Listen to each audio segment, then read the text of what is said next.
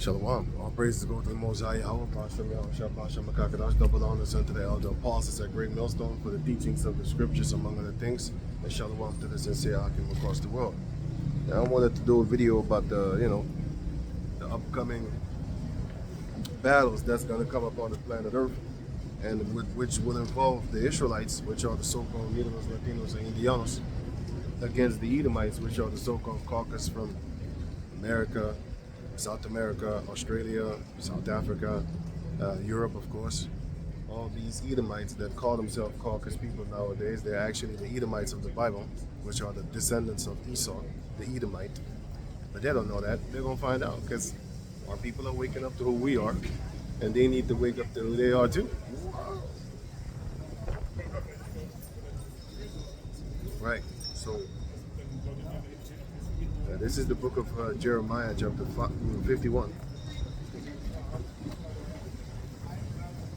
We'll start at 1, right? No, it says here, thus saith Yahweh, behold, I will raise up against Babylon, and against them that dwell in the midst of them, that rise up against me. Because who's rising up against the Most High? First and foremost, Esau. How? For example, by teaching, what do you call it again? The Big Bang Theory and stuff like that. That's rising up against the Most High, because now he's saying that he doesn't exist, that he's just a fable of your mind and stuff like that. And the Most High is going to let him pay for that. And all the heathen nations that have their idols, the Most High is also going to make them pay for that. Because if you have an idol, then you're going against the Most High, the Heavenly Father, the creator of everything and anything that you see and that you don't see. Because his son Yahushua did that, and he gave Yahushua the power in order for him to be able to do that. The only begotten Son of the Most High, which is Yahushua, right? The angel on the right-hand side of the Heavenly Father. So, verse 2, and modern-day Babylon is America, because Babylon means confusion, and America is full of confusion right about now. Men are boys, men are women, women are men, all that type of crazy stuff. People identify now as animals and stuff like that, So it's all full of confusion, man, all craziness, right? But the ancient Babylonians were the Cushites, right? Verse 2. No, let me read verse 1 again. Thus saith Yahweh, behold, I will rise up against Babylon and against them that dwell in the midst of them, that rise up against me, a destroying wind. And that destroying wind is that destruction that's going to come. Because the Most High is setting it up to where you have these heathen nations actually looking for trouble with Esau right about now, man. And trouble is just going to find Edomites wherever they go. Of course, not now, because everybody's walking real friendly and lovely right about now. You know what I'm saying? You got guys with bright orange slippers on and stuff like that. You know what I'm saying? So he probably doesn't call himself a man. I don't know. Well, that happened. Anyway, Jeremiah 51 and 2. And I will send unto Babylon fanners that shall fan her. And what is that doing? That represents the fanning that's going to go on, man. You're going to start see wars and stuff like that here, left and right and left. Yahushua said that in the book of Matthew 24, that there shall be wars and rumors of wars, and that's happening right about now. You know what I'm saying? Like I said, around here you see nothing is going on. You got tourists just walking around, having a ball.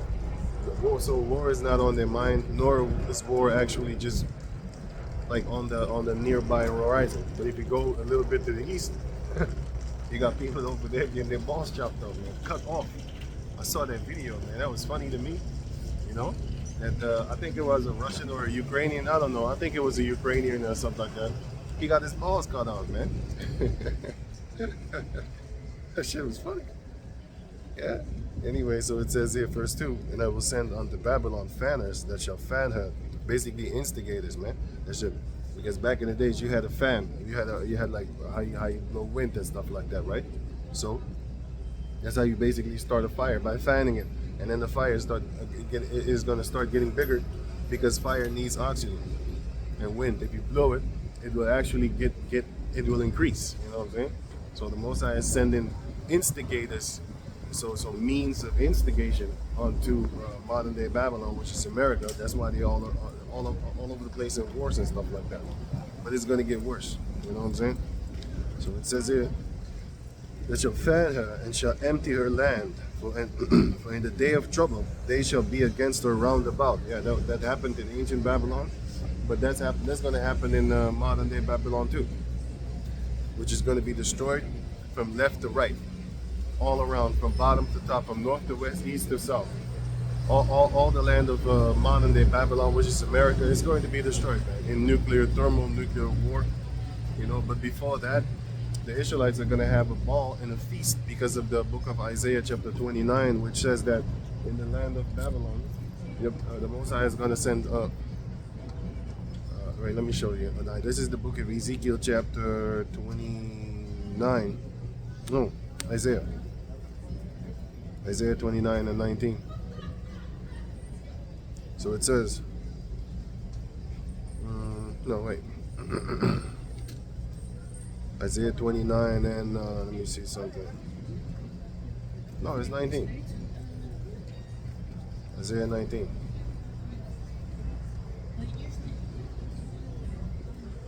It's Isaiah 19 and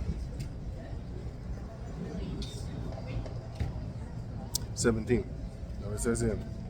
It says, and the land of Judah shall be a terror unto Egypt.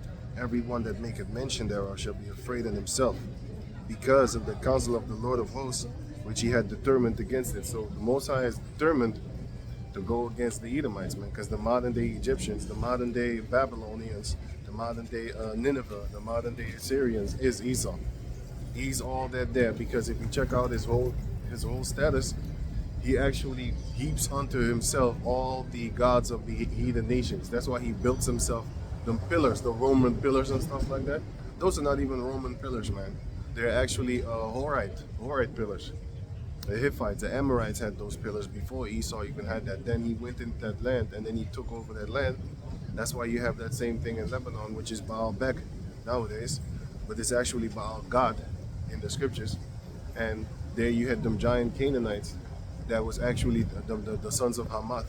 They was actually building those places along with the Sidonians and along with the rest of the Phoenicians and stuff like that, which is Sidon and Tyre. They was called the Phoenicians, you know what I'm saying? So, yeah, going on. Now it says it. Oh, right, so it says here, Jeremiah chapter 50, verse 3. Against him that bendeth, let the archer bend his bow, and let him that lifted up himself, and let him that lifted himself up in the brigadine, and spare ye not her young men, destroy ye utterly all her hosts. Now the brigadine is an armor. So the Most High is telling them like, hey man, you better get your armor ready. You better get yourself ready for that war that I'm about to instigate with these heathen nations that will come and shall fan that flame that I want for them to actually fan. Because if you look at the first Ezra chapter 1, if the land sinned against the Most High, what does he do against it? He sends a king against you, and then he's going to take you out of that land. Just like in the book of Genesis chapter 15, where it says that let me get it for you real quick. Genesis 15, it says, just like how the Amorites were already prophesied before that they was going to get their ass lopped off, their heads lopped off. But that was prophesied 400 years before that in the book of Genesis 15. And I think it was, let me see something. Genesis 15, and I'll start at 13. And he said unto Abram, know of a surety that thy seed shall be a stranger in a land that is not theirs, and shall serve them. And they shall afflict them 400 years, and also that nation whom they shall serve will I judge.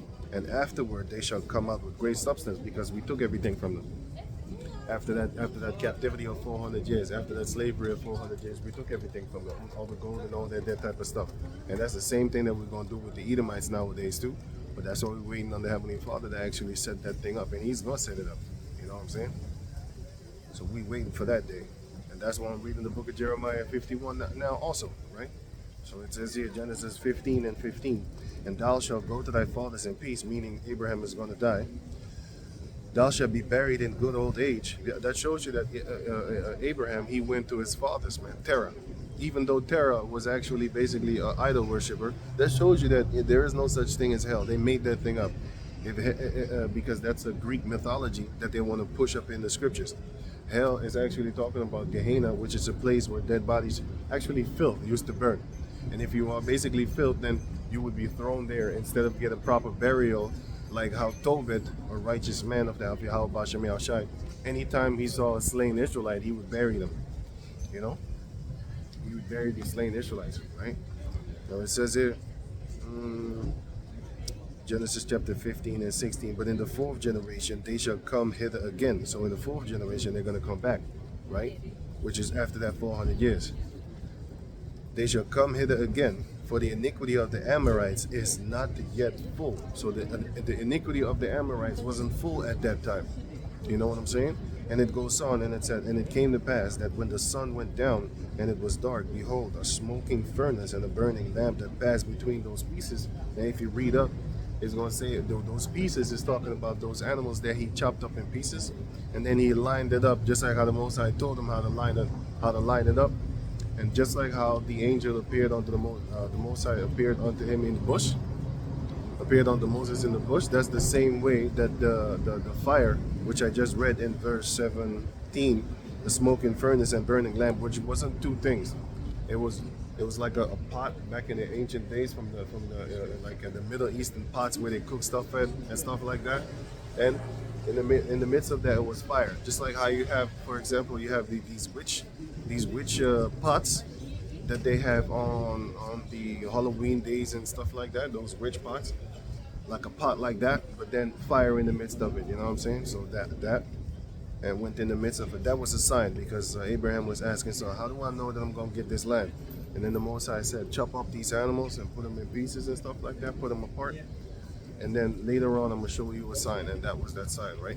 Going on, verse 18. In the same day, Yahweh made a covenant with Abraham, saying, unto thy seed have I given this land, from the river of Egypt unto the great river, the river Euphrates. So that's a big part, you know what I'm saying? So, but did we inhabit that land at that time, and did it ever happen? No, it actually didn't. But the descendants of Yahweh Bashem Yahushua through Abraham, the descendants of Abraham through Yahweh Bashem Yahushua is going to have that land. See, the people that are in that land right now, they're imposters. They're occupiers. I'm gonna give you an example of a fact. Esau is the firstborn of Isaac, and therefore he thinks that he needs the birthright, and that's why he's there, which is actually Amalek. Amalek thinks that he deserves the birthright, because basically we took it from him. He sold it in Genesis 27, and then later on, he sold it in Genesis 25, and then later on in Genesis 27, we stole the blessings from him. Jacob stole the blessing, and he bought the birthright. So that's why they're angry. Until this day, they hate us. Now you know why they hate us. But anyway, now you have Ishmael also in that land, because he thinks he's the firstborn, and he is here. But he thinks the birthright went to him. No, he didn't. Because Ishmael is the firstborn of Abraham, and therefore he thinks that he deserves the birthright and the land and stuff like that. But none of them deserve it, because the birthright went to first it went to Reuben, which is the firstborn of Jacob. Then it went to Ephraim, and then it went to Judah, which are the so-called Negroes nowadays. Okay, so it says here. Let me see, Genesis chapter 15, verse 19. The Kenites and the Kenizzites and the Kadmonites and the Hittites and the Perizzites and the Raphaims, which are the old giants. The other ones were giants too, but the other one was a tribe of old giants, you know. So yeah, that's what it says. I think that they would bury it. And the Amorites and the Canaanites and the Girgashites and the Jebusites. Now, if you go around and you check out stuff like that in the scriptures, for example, you have Raguel, his other name was Rauel, and his other name was Jethro, which is in the book of Exodus chapter 18. Let me get there real quick. All right, Genesis 18 and 1. Well, it says here, right? It says Exodus 18 and 1. Now it says here, when Jethro, the priest of Midian, Moses' father-in-law, heard of all that the Most High had done for Moses and for Israel, his people, and that the Lord had brought Israel out of Egypt, then Jethro, Moses' father-in-law, took Zipporah, Moses' wife, after he had sent her back. But anyway, the point is that it is mentioned that Jethro is a Midianite. It's a Midianite, right? The priest of Midian. Okay, so if you go to the book of Numbers, chapter 10, right? If you go to Numbers chapter 10, verse 29, it says that, let me see. So there's 18 and I already got it. Numbers 29 and what's it again? No, Numbers 10 and 29. Oh, wait, before I go there, there's another one over here, which is Exodus 18:27. I'm correct? Let me see something. Nope, not that one. Numbers 12 and 1.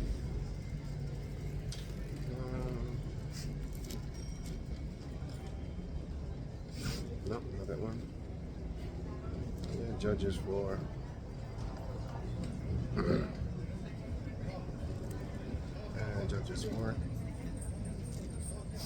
Judges 4 and 11, it says, Now Heber the Kenite, which was of the children of Hobab, the father-in-law of Moses, had severed himself from the Kenites, and pitched his tent unto the plain of Zahanaim, which is by Kadesh. Right, so now you would think that Heber is a Kenite, which is then therefore a Canaanite from the tribe of, from the nation of Ham, because you read here in the book of Genesis chapter 16 and I think 19, where it says that the Most High says unto Abraham that he's going to give him the land of the, let me get that real quick again.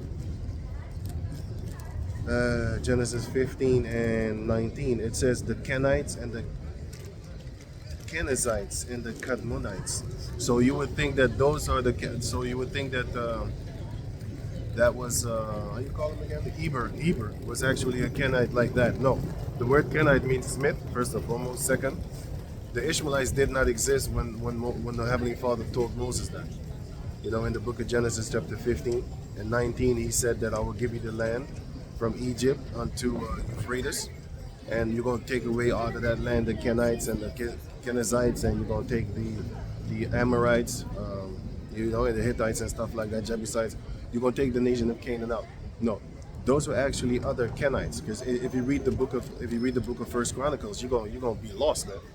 You're going to have a lot of people with the same type of names and with the same type of family names. You'll be like, what the hell? What's going on? But through the spirit of Yahweh Bashem Yahushua, you're going to be able to understand it. But that's why you need people to actually make you understand. You know what I'm saying? Because the rest of the people of basically the world don't really understand. You know what I'm saying? A lot of people don't understand. They still celebrate flying reindeers.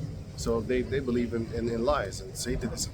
But anyway, so a lot of people don't know the scriptures, understand the scriptures, and therefore they can't teach the scriptures. But anyway, so Genesis chapter 15 and 19, it speaks about the Kenites and the Kenizzites, which are Hamites. And the descendants of, let me read that too. Now here is Numbers chapter 10, verse 29. And Moses said unto Hobab, the son of Raguel the Midianite, Moses' father-in-law, we are joining unto the place. We are journeying unto the place of which the Most High said, I will give it you. Come thou with us, and we will do thee good. For Yahweh had spoken good concerning Israel. So it says there that Hobab was the son of Raguel. But in another version, it says that Hobab was actually the father-in-law of Moses. But if you check out the Hebrew word, father-in-law and son-in-law is actually intertwainable in the Hebrew. Because when you read it in the Hebrew, it would actually look like you're saying father-in-law, but it's actually son-in-law, basically. And you could say son-in-law, father-in-law, and if you add a ma at the end, then it would be a mother-in-law. You know, ama, banama, something like that. So something like Chathama, which is a grandmother, then a mother-in-law, and I think it was Ba'ama, something like that, and it's a father-in-law. But anyway, it says it there that it says father-in-law, but it's actually brother-in-law. So Hobab was the brother-in-law of, which is the Hobab the Kenite. He was the brother-in-law of Moses, right? And then you had his descendants, Heber the Kenite, living among the Israelites. That's why in the book of Leviticus chapter 25, it says this, right? Because if you read, I'll do a house video with this, and I'll show you the scriptures and stuff like that, and I'll show you the regions also, Yaharat is of course, and then it will show you that you had also the Rebekhites from the book of Jeremiah chapter 35 that was living among the Israelites. So the Most High told us this concerning those people, you know, because he said this, Leviticus chapter 25, verse, let me see, 30, no, I'll just go to the point. No, I'll start at the beginning. So Leviticus chapter 25 and 39. And if thy brother that dwelleth by thee waxen poor and be sold unto thee, thou shalt not compel him to serve as a bond servant, right? But as a hired servant, and as a sojourner, he shall be with thee, and shall serve thee unto the year of Jubilee, which is every 49 years. Because let's say 3 years before the Jubilee, you know, he was sold unto you, and so he's supposed to actually work for 6 years, and then the 7, then you let him go and you give him great substances and stuff like that. That's how we used to make each other rich. You would basically work for us for like 6 years, and then because that person would be rich too, and then when we send you off, we would make you rich, and therefore you could now buy yourself Hebrew servants, and then you could make them rich by making them work 6 years for you. Just like, for example, how Jacob worked 6 years for his 2 wives, you know, which was a trickery because he only wanted one, but then Laban gave him two wives, right? Which is 2 sisters, which is also against the law. That's why he said later on, he said, like, if you vexed her with her, then I got a problem with you. But it's his own fault. That was his own fault. But anyway, so because he was greedy, because he saw the gain that he got by having Jacob in the midst of him. Right, so it says here, Leviticus chapter 40, verse, 25, verse 40, but that's, okay, I already read that, 41. And then shall he depart from thee, both he and his children with him, and he shall return unto his own family, and unto the possession of his father shall he return, for they are my servants, which have brought forth out of the land of Egypt. They shall not be sold for bondmen, which is what Esau did, and that's one of the reasons why he's going to get exterminated. Anyway, so it says here, verse 43. Now it says, thou shalt not rule over him with rigor, but shalt fear thy power, Yahweh. Both. Man, I don't want that shit to touch me. Is it? Anyway, so it's verse 44. Both thy bondmen and thy bondmaids which thou shall be of the heathen that are round about you, and of them shall ye buy bondsmen and bondsmaid. So, who were the heathen that were running about us? Who were they? I'm going to read that for you in the book of, let me see, Judges chapter 4 and 11, right? Now it says here, now Heber the Kenite, which was of the children of Hobab, the father-in-law of Moses, he was the brother-in-law of Moses, right? Hobab.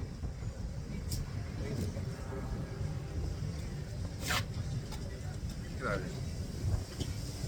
Right, had severed himself from the Kenites and pitched his tent in the plain of Zaanaim, which is by Kadesh, and he actually had Jael, which nailed Sisera, his head, with a nail and hammer. That was Heber, his wife, and they pitched their tent at Kadesh, which is a little bit above, which is in the land of Naphtali. Kadesh is in the land of Naphtali, but what happened to them is the Hebrew, basically, oh yeah, in the Chronicles you also had one of the sons of Judah that was actually named Heber, and then after, no, it wasn't Judah. Wait, sons of in the book of Chronicles somewhere, I forget which tribe it was, but it was one of the Israelites, and they were called the Hebrites. So that's another stumbling block, confusion if you don't know what it's talking about, because Heber himself, you know, was a Kenite, right?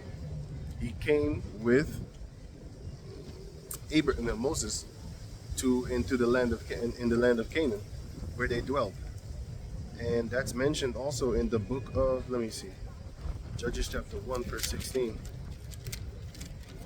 It says here that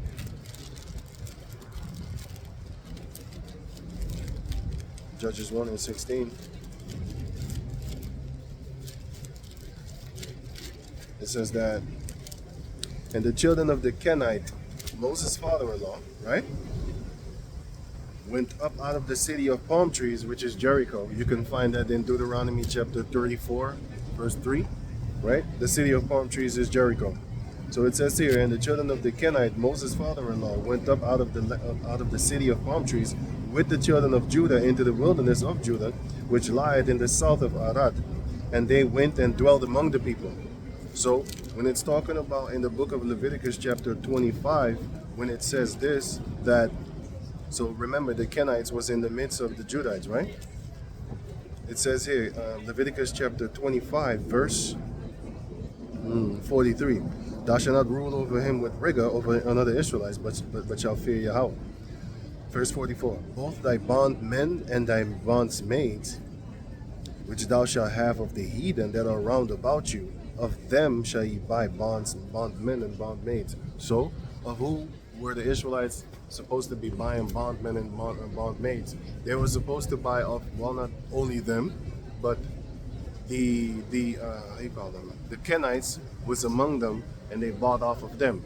And also you had the children of something like that, which is mentioned in the book of Jeremiah chapter 35. Because if you check out the First Chronicles, there is actually a Judite that was actually named that, you know.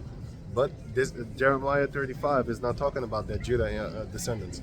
It's talking about the heathens that never had any inheritance among us, because if you check out Zechariah 14 in the last verse, it said that the Most High will take away the Canaanites from us, but they were not Canaanites. But I'm giving you an example of a fact that the Most High is going to take away the tear babies, the Canaanites among us, and the Most High is also going to take away the tear babies, which is mentioned in the book of Matthew chapter 13, 36 on down, where it's mentioned that you're going to have the tears and the weed, they're going to be taken out of the nation of Jacob, you know what I'm saying? So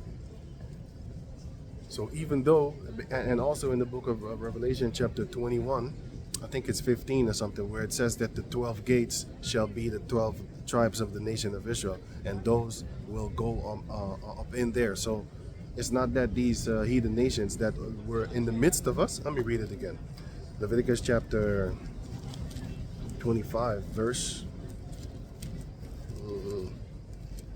Leviticus 25 and that's Genesis.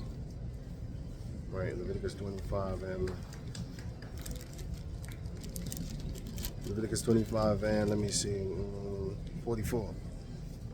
Both thy bondmen and thy bondmaids, which thou shalt have, shall be of the heathen that are round about you. Of them shall ye buy bondmen and bondmaids. So those were the heathens that was running around us, because it was Heber, the Kenite, which had I think Jael was an Israelite wife. He had that one, and Jeremiah chapter 35 also is also another example. They was also dwelling among us and stuff like that, but they had no inheritance, but they was just living basically off of us. It's like this. You know Bruce Wayne, right, from that Batman thing. Check out his butler. His butler is living a better life than the majority of all the people that are basically up on the planet. Well, not on the planet, in Gotham City. You know, because he's working for a wealthy man. He lives there, he sleeps there. You know, he has his food. Basically, he gets paid, and he was a servant from his father, right? Because Bruce Wayne had a father that was also wealthy, and so he was serving them. That's a great example, actually. He was serving them, and then later on he started to serve his son, and then the parents died, of course, and then he kept on serving his son, and it would be a perpetual thing. Now, actually, what he was supposed to be doing, he was supposed to actually get himself a wife, make some children, and then those children would then serve Bruce Wayne, and then Bruce Wayne would get children, and then those children of the butler, I forgot his name, man. I forgot his name. That butler from Bruce Wayne, from Batman. Alfred, if I'm correct, his name was Alfred. And Alfred was supposed to actually get children, and those children were supposed to be servants under the Wayne's family. Well, that's exactly this example. That's exactly the example that I want to give concerning the book of Leviticus chapter 25, that the heathen were supposed to actually be with us as perpetual on our servants and stuff like that, right? So that's the part of the Kenites, right? And we wouldn't treat them bad, you know what I'm saying? We would treat them as righteously. Because if you check out in Arabia right now, you got a lot of these Ishmaelites. They actually have Hamite slaves, man. You know what I'm saying? so-called working for them and stuff like that. Of course, they beat them up and stuff like that. But the Most High is going to get you. But then again, the Kenites, they might have a good place in the kingdom, because in the book of Jeremiah 35, the last verse, it says that the Rechabites, they're actually going to have always a man of Yahweh Bashem Yahweh. They're always going to have in the midst of them one that always recognizes Yahweh Bashem Yahweh. And if you think about it, their name is Ishmael, which is he is heard of the power. So they're going to serve Yahweh Bashem Yahweh, man. Because the elder apostle Gabor, he was also talking about Achan, which was from the Ammonites, which he was named an Ammonite, but he was hanging around with the Ephraimites and stuff like that. It was also said that he was because the elder apostle also said that he joined the Israelites. You know what I'm saying? So for the Kenites to join the Israelites, that's not a far-fetched thing. You know what I'm saying? So let me get that real quick, if I can. I'll find it, but right, let me look up something first. Nehemiah 13 and what, 3? No, not that one. Right, let me see something. Let me get that real quick in the Apocrypha, right? Now the Apocrypha, which they took out, you know what I'm saying? Because it exposes who the devil is upon the planet Earth in the book of First Maccabees, the first chapter. Because evil multiplied when the Greeks started to rule upon the planet Earth. But anyway, I'm looking for the book of Sirach, chapter. Let me get it here, man. Now this is the book of Sirach, right? Which is, I think it was. Let me see.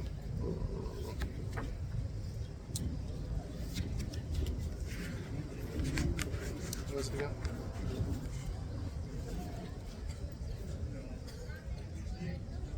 Oh yeah, Judith, which is Judith 5, right?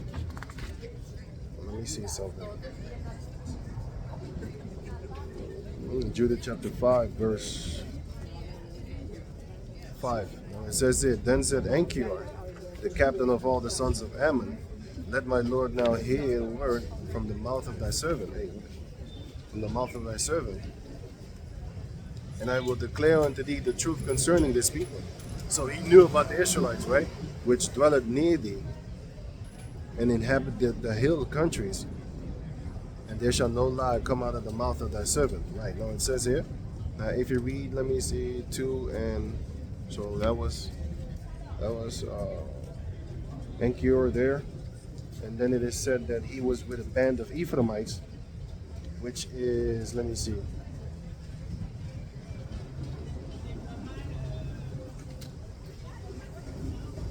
Right. Now this is Judah chapter 6 verse 1.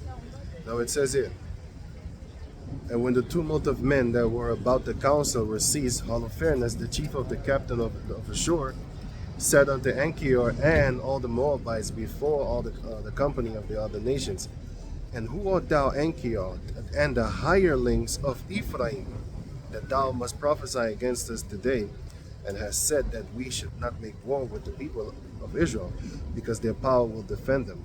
And who is power? Who is God but Nebuchadnezzar? They was actually worshiping Nebuchadnezzar, but the point is that they was calling him. They was saying that he's a hireling. Sorry, they also said that he was a hireling in verse 5. Let me read that real quick. And thou, Anchior, a hireling of Ammon. Anyway, but then you have, like, in verse 2, it says that he was hanging around with the Ephraimites. So that's one of the reasons why he knew about the Israelites and the other people didn't. Because he wasn't the low.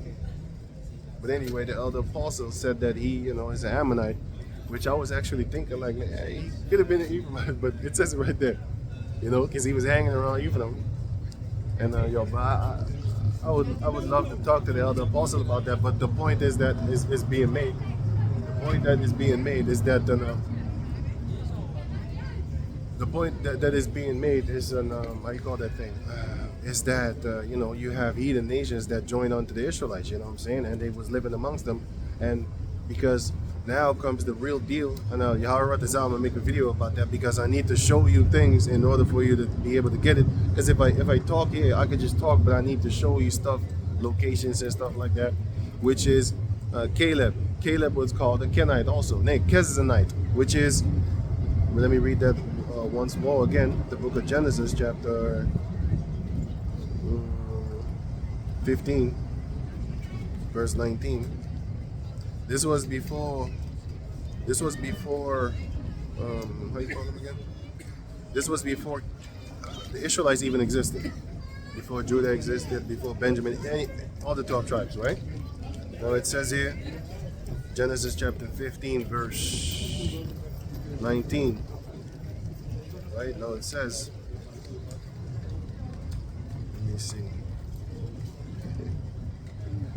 right? It says here, right? Now it says the Kenites and the Kenizzites, right? So before Judah even existed, which Cable is from the tribe of Judah, before he even existed, there was already a tribe named Kenizzites, right? Because if you look up because it is said that Caleb, the son of the Kenizzites, right? Let me get that real quick. It says it the whole time. Caleb, the son of Kenizzites and stuff like that. Kenizite.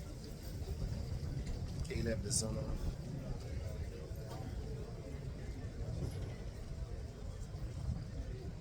Now, and this is the book of, let me see, Numbers 13 and 3, 6, I mean, of the tribe of Judah, Caleb, the son of Jehunan.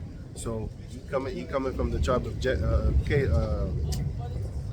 Judah, right? But it says that he is from Jehunan, right? But who is Jehunan? So it says here,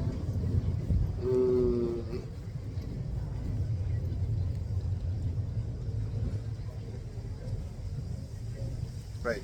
Wait, don't blow away. Numbers chapter 32, verse 12. Save Caleb, the son of Jehunan, the Kenizite. So that's the difference between Kenite and Kenizite. So you would think those are Hamites. Like I already said, the first Kenite is actually Midian. You know what I'm saying? It's actually Midian, which goes back to Ishmael, which is a Midianite. But they call themselves that. And then because those are one of the sons of Abraham. Right, and the other one was, let me see, Kenizite. Right. Now, how can he be a Kenizite if the Kenizzites already been prophesied that they would be taken out of the land of Canaan? So he's not talking about a Hamite there neither. You know what I'm saying? So, but like I said, I'll get into that with pictures and stuff like that, and location shots and stuff like that. Y'all run this out, of course. Give me the spirit so I could do it. But that Kenizite, you know what I'm saying, it's a whole different thing. But the point is that you had these heathen nations that was also living in the midst of Jacob, and they was actually taking part in the things of us. That's why in the book of, let me see, Exodus chapter 12, let me get that real quick, 12 and, let me see, Exodus chapter 12, what's on that? Exodus chapter 12, verse,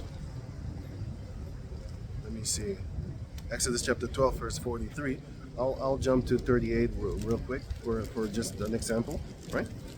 Exodus 12 and 38, it says, and a mixed multitude went up with them, went up with the Israelites. So let me start it. So Exodus chapter 12, verse 36. And Yahweh gave the people favor in the sight of the Egyptians, so that they lent unto them such things as they required.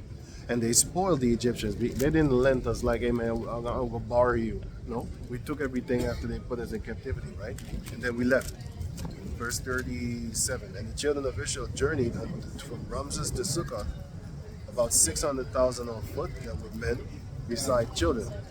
Verse 838. And a mixed multitude went up also with them, and flocks and herds, even very much cattle. So a mixed multitude went along with the Israelites. Who do you think those were? Those were Hamites. Because later on in the land, one of the Hamite children that had Mizraim children, that had an Israelite wife, he blasphemed the Most High's name, and then the Most High killed him right then and there. So that shows you that there were Hamites in the midst of us. That's why, for example, it says in the book of Zechariah, chapter 14, it says that, But that's why Yahweh Shai said in the book of First Timothy chapter 1 verse 4, don't bother yourself with endless I'll get that. And endless genealogies and stuff like that. So it's not something that you should actually break your head about, because it's all about the faith in Yahweh Bashem Yahshua. I can't trace myself going back to none of the 12 tribes. I will only have faith because of the so-called, not so-called, because of the prophecy and the so-called circumstances. Circumstances I was in as a nation. So I would think like, we the Israelites. You know what I'm saying? So let me get that real quick. What I was saying again. Oh man, I lost it. Yeah, First Timothy's and damn it, I shouldn't have kept on talking. Well, shit. Wait, let me get the First Timothy's. Yeah, so you had the Israelites living among. Zechariah. That's what I wanted to get. Yeah. Let me get that real quick before I forget it again. Zechariah 14, and also First Timothy's 1. Now let me get to First Timothy chapter 1, just to get that out the way. First Timothy chapter 1 verse 4. It says, "Neither give heed to fables and endless genealogies." Don't give heed to it. You know what I'm saying? I'm just doing it for edification's sake, so that you kind of know what's really going on. But if I don't get it, I'll just leave it at that, because, like I said, if you read the book of First Chronicles chapter 1, man, you're gonna get confused, man. All these names, I don't even know what I'm reading, man. I know what I'm reading, but it's kind of hard. You need to go check this. You need to go check that. Now you have the Hebrewites, Heber, Heber, but that's not one of the sons of the Kenite. That's not them. There's a whole section of Israelites that was called the Heber. Let me get that real quick now. There's a whole section of real Israelites that was called Hebrewites. Oh yeah, I want to get that too then. Hebrewites and First Chronicles. Hebrewites. It's spelled the same way as, let me see.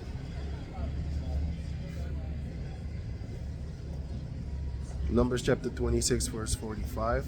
Of the sons of Berai, of Heber, the family of the Hebrewites, of Mahael, the family of the Mahalites.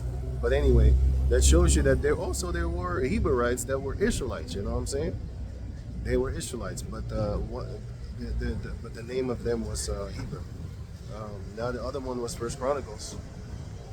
First Chronicles chapter 2, and the last verse, which is 55, if I'm correct. Yeah. First Chronicles chapter 2, verse 55. And the families of the scribes. Now, by the way, this chapter describes the Israelites. Describes the sons of Judah. So all of them are Judites, but there's also a little bone thrown in the midst where it says that one of the sons of Judah was actually a Mizraim, was an Egyptian. But I'll get to that, because I need to show you that is actually an Israelite. But anyway, that was because Simon the Canaanite. Wasn't Simon the Canaanite called Simon the Canaanite in Yahushua? Wasn't he called a Canaanite? But was he a Canaanite? He was not a Canaanite. But why was he called a Canaanite? Because he was living in the midst of them. He was hanging around them. Maybe his mother was a Canaanite. I don't know. But he was an Israelite that was called Canaan. It didn't mention. That's why I say I don't know. But anyway, so it says here, First Chronicles chapter 2, verse 55. And the families of the scribes which dwelled at Jabez, which is in the midst of the Israelites, right? The family, so it says here, the Tiratites and the Shematites and the Sukkites, right? These are the Kenites that came of Hamath, or Hamath, but it's actually Hamath in the Hebrew. The father of the house of Rechab. Now, if you check out that Rechab, now that's man, it's crazy. Those are the Kenites, man. But those are the ones that it's talking about in the book of Jeremiah chapter 35. But then let me read this. Let me read it again. First Chronicles chapter 1 until verse 54 are actually talking about the sons of Judah. And then 55 is talking about this. Let me read it again. First Chronicles chapter 2, verse 55. It says, and the families of the scribes which dwelled at Jabez, the Tiratites, the Shematites and what's it? Shukatites or something like that. What? Shuhites, right? These are the Kenites that came of Hamath, the father of the house of Rechab, and they was dwelling among the Israelites also, and they were Kenites. But like I said, you have the Kenites that was Hamites, and then you have the Kenites that were that were on Midianites, right? Which is the ones that were married unto Moses, well, his daughter, through his daughter, right? And those Kenites, they was living among the Israelites, and the Lord said then, the ones that sojourn with you, that shall sojourn among you, of them can you take bondmen and bondmaids, and have perpetual, basically servants forever, and that they will get children, and then your children, wait a minute, would then be their servants. Their children then would then be your children's servants perpetually, because that's what the Most High said that He would actually do. Especially once that kingdom come, we're gonna establish that again. We're gonna have perpetual servants in our houses, which most likely might be the Kenites, might be the Rechab. What's their name again? Rechabites, which is mentioned in the book of Jeremiah chapter 35, which is Rechab. Rechabites, right? Right, which is his descendants. And then yeah, so now going back to the book of Jeremiah chapter 51, verse wait, I think I skipped a few. Oh yeah. Zechariah chapter 14. So that's why I don't really look. I just want to do this for edification's sake. I don't want to really break people's head and stuff like that. Don't worry too much about it, because First Timothy chapter 4, chapter 1, verse 4. It already explained, like, hey man, don't worry, don't trip too much about the genealogy thing, because it's all about faith, right? Now it says here, First Timothy chapter 1, verse 4, neither give heed to fables and endless genealogy, which minister questions. So I'm not here to actually minister questions. I don't want to go too deep in that thing, because it's going to be too much. You know what I'm saying? But what I want to do is minister answers instead of questions. And the answer concerning the Kenites that was in the midst of us, that's a simple answer. For the rest of like Caleb the Kenizite, that's like a real tricky question thing. I don't want to go too deep in that thing too much, because there's not a lot of information given about that. But just know that he's of the tribe of Judah, because it says so in the book of, it's his genealogy. It says it in the book of, where is it? I just read it.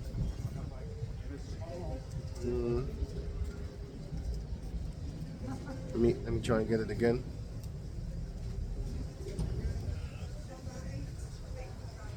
Caleb, the son of, which is of the tribe of Judah, Caleb, the son of Jenner. It says here, Numbers 13 and 6. It says, of the tribe of Judah, Caleb, the son of Jenner. So, Jehunan. But yeah, so we know he's of the tribe of Judah, but his father was called a Kenizite. Just like how you have, that one is kind of tricky, but I'm going to give you an example. You had Simon the Canaanite, right, which is one of the apostles of the Lord.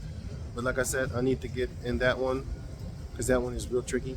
But the other one with the Kenites, those is really, really easy, because the Kenites and the Kenizzites are two different things. Yeah, just like in the book of Genesis chapter 15, verse 19, you have the Kenites there and the Kenizzites there. Those two are Hamites, because Ishmael didn't exist, and neither did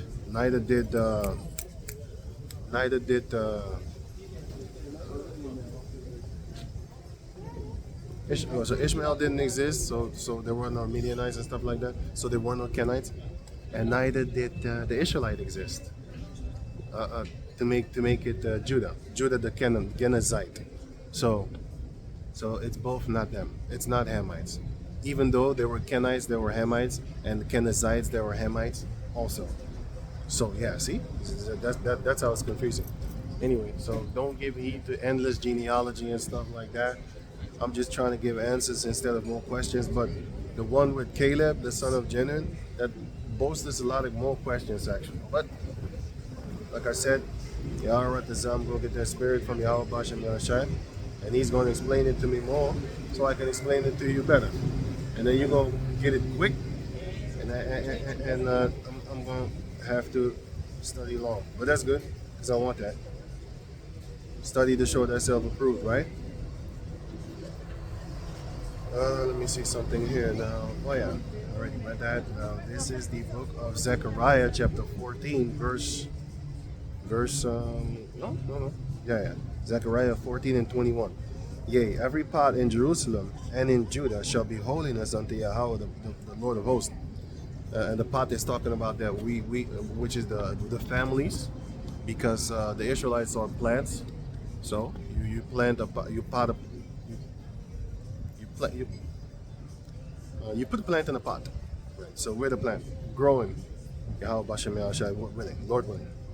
Right. It's just like in the book of Psalms chapter 1, verse 1 until verse 3, where it says that the man that stays in the ways of Yahweh Bashem Yahshai, he shall be like a tree planted near water, which means he's going to have the knowledge, wisdom, and understanding of the scriptures and everything that comes with it. Plus, he's always going to be having his water, his nutrients in due time, in dividend time. So Zechariah 14 and 21. And every pot in Jerusalem and in Judah shall be holiness unto Yahweh, the Lord of hosts, and they that sacrifice shall come and take of them. That's also in the book mentioned of Isaiah chapter 2, that all the heathen nations is going to come and worship at Yahweh Bashem Yahshai, which is the God of Israel. They're going to worship Yahweh Bashem Yahshai, which is a dark-skinned man, by the way, with woolly hair, if you didn't know. Anyway, so it says here, all they that sacrifice shall come and take of them and seethe therein. Basically, they're going to bathe within them, because even in the book of Genesis, it says that he that blesseth thee shall be blessed, he that curseth thee shall be cursed. So, basically, they're going to have a good day. The Kenites is going to have a good day in the midst of us as perpetual bondsmen and bondsmaids. They're going to have a good day. The Hamites also, they're going to have a good day, which I think they were Kenites too. But anyway, let me go on. So, and seed therein, and let me see. No. Which is the Rechabites is someone else. Like I said, I'm gonna get into it because his name is mentioned in the book of the forefather of the Rechabites. It's mentioned in the book of 1 Kings chapter 10, verse 15, or 2 Kings chapter 10, verse 15. Look it up if you want, if you have the time. I didn't mean it like that, but anyway, yeah. But anyway, check it out for yourself if you have the time. Now it says here. Zechariah 14 and the rest of 21, it says, and in that day there shall be no more the Canaanite in the house of the Lord of hosts. So all that genealogy nonsense and stuff like that that people want to actually, because one of the reasons why I also do it is because you have a lot of other people that say like, oh, anybody can make it and you can turn into an Israelite and stuff like that. Look at here, look at there, and what about this and what about that? He became an Israelite. It's not like that, man. You have perpetual slaves that are going to be in the midst of us. They will not have a partition of the land, because if you read the book of Jeremiah chapter 35, it would explain to you that they didn't have land, and they was on purpose not having land for like 300 years long, and then the Most High blessed them for that. You know what I'm saying? 300 years long, because the Most High told them like, hey, you're better than the Israelites. Basically, I'll destroy the Judites and the Israelites from off the land. But you kept your forefathers' word for 300 something years. He didn't say 300, but if you look at the history, it's actually 300 years. And I'll get to that later also in another video where I can show it. But now I'm just telling you. But you can look it up for yourself. How long were the Rechabites in the midst of the Israelites? It's about 300 years. From 2 Kings chapter 10 verse 15 or 1 Kings chapter, 2 Kings or 1 Kings or 2 Kings chapter 10 verse 15 until Jeremiah was about 300 years. If you check out the dates of the history itself, the kings of Jacob and the kings of Jacob and Judah and stuff like that, and then all the way in the time of Babylon, there was like 300 years, right? Right. So when Jeremiah was on the scene, right? And anyway, so it says basically to end all that nonsense. Like, hey, Israelites are going to be, the heathen nations are going to be Israelites also and stuff like that. Just to end all that nonsense, to end all the genealogy nonsense, The book of Zechariah, chapters 14 and the last verse, 21, it says that there will no more be the Canaanites in the midst of the Israelites, and there will no more be tares in the midst of the Israelites, which is mentioned in the book of Matthew, chapter 13, verse 36 on down. So that cut all that nonsense right there for people that want to go back and forth talking about, yeah, in the kingdom you're gonna have Israel, you're gonna have other heathen nations being Israelites also. Yeah.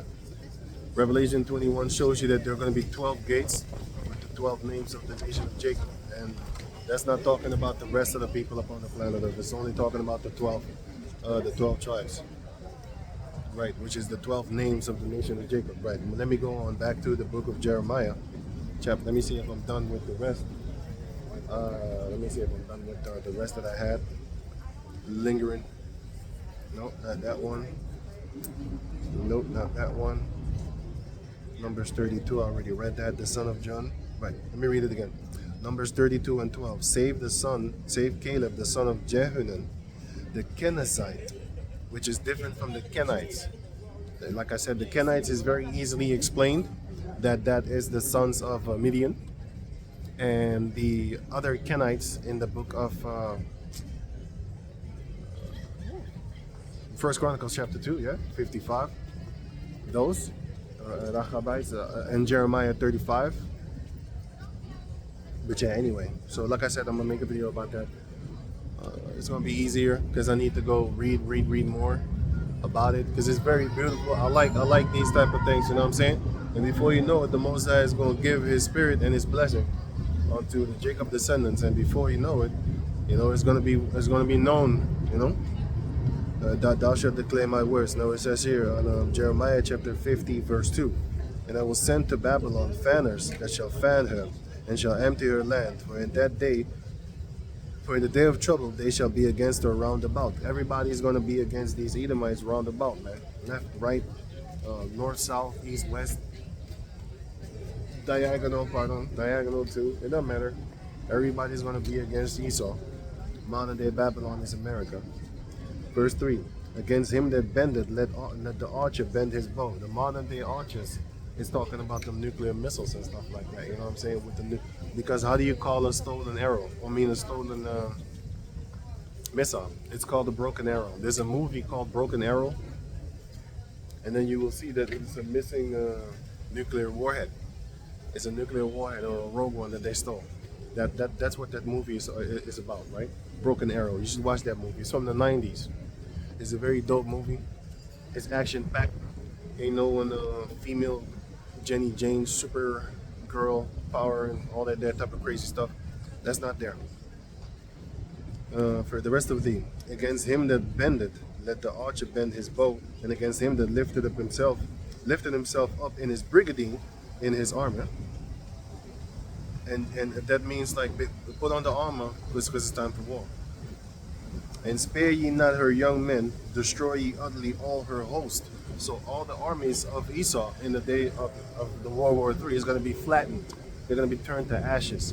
Now, if you check out this movie called War of the Worlds, you will see that the alien ships and stuff like that was already on Earth, when they come, they're going to shoot lasers on people and then they're going to turn into dust.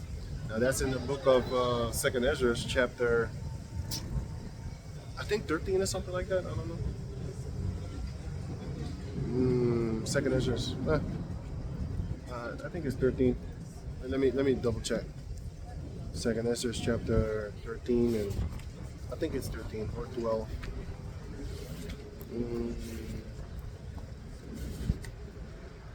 Yeah, 13. 2nd Ezra 13.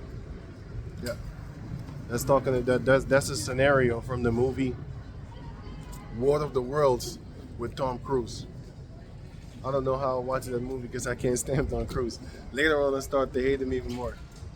That's why I never watched the rest of the Mission Impossible movies. I just don't like the guy. I can't look at him. But maybe I'll watch it. I don't know, because there's a lot of gadget and a lot of futuristic type of things in that movie. Because I actually want to see that part. If they have like a AI thing, which is a software, I don't believe in this AI nonsense because back in the days when you had PlayStation and stuff like that, before the PlayStation 1, before the so-called AI nonsense, the computer was already playing against you, and they was smart as hell. Especially if you make it harder. You know what I'm saying? Let's give example. Street Fighter.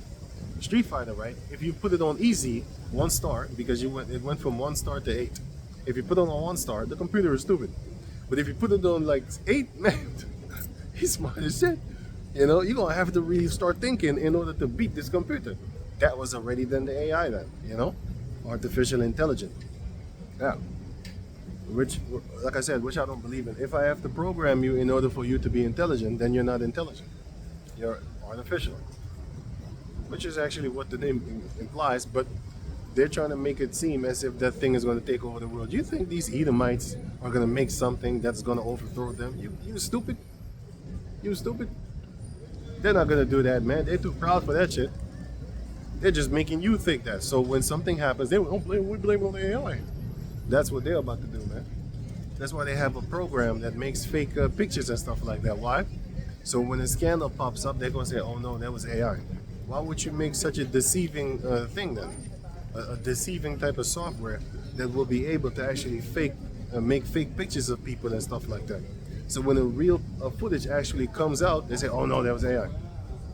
That's how they could play it off. Now if you read the book of, I didn't read the book, but I read the summary of it, which is the book of 1984 of Orwell, George Orwell, if I'm correct, right? If you read that book, I didn't read the book, I read the summary of it, which is everything compacted in one, and then I read that part, and not even all of it. But I read a few things and I know like, okay, this is what they're about to do, and everything that you're seeing right now, which is the lies that they actually, you know, which is plausible deniability, that's what is actually in that book, what they're telling you and gearing you up for. And they wrote that book in the 70s, and they called it 1984, you know. But anyway, so it says here, the book of Jeremiah, chapter 51, verse 4. Thus the slain shall fall in the land of the Chaldeans, and the modern day Chaldeans are the Edomites, because they're the greatest witches upon the planet Earth. Their witchcraft is so bad that people believe in flying reindeers. People actually celebrate flying reindeers. Now that's real witchcraft. Everybody knows that it's not real, but still, yet they celebrate it. So that's magic, man. You know, you got Disney, you know, teaching kids about magic and stuff like that, showing you that it's also witchcraft. You know, they always got witches in the thing. Why are you teaching the kids that? Ain't you supposed to know? Because they're the nation of, they're the wicked. They're the nation of Satan. They're the wicked. So they're gonna teach the children about witchcraft and stuff like that. Why would you teach children about this if you say that it ain't real? Oh, magic isn't real. But why are you teaching the kids then? Because I'm devil.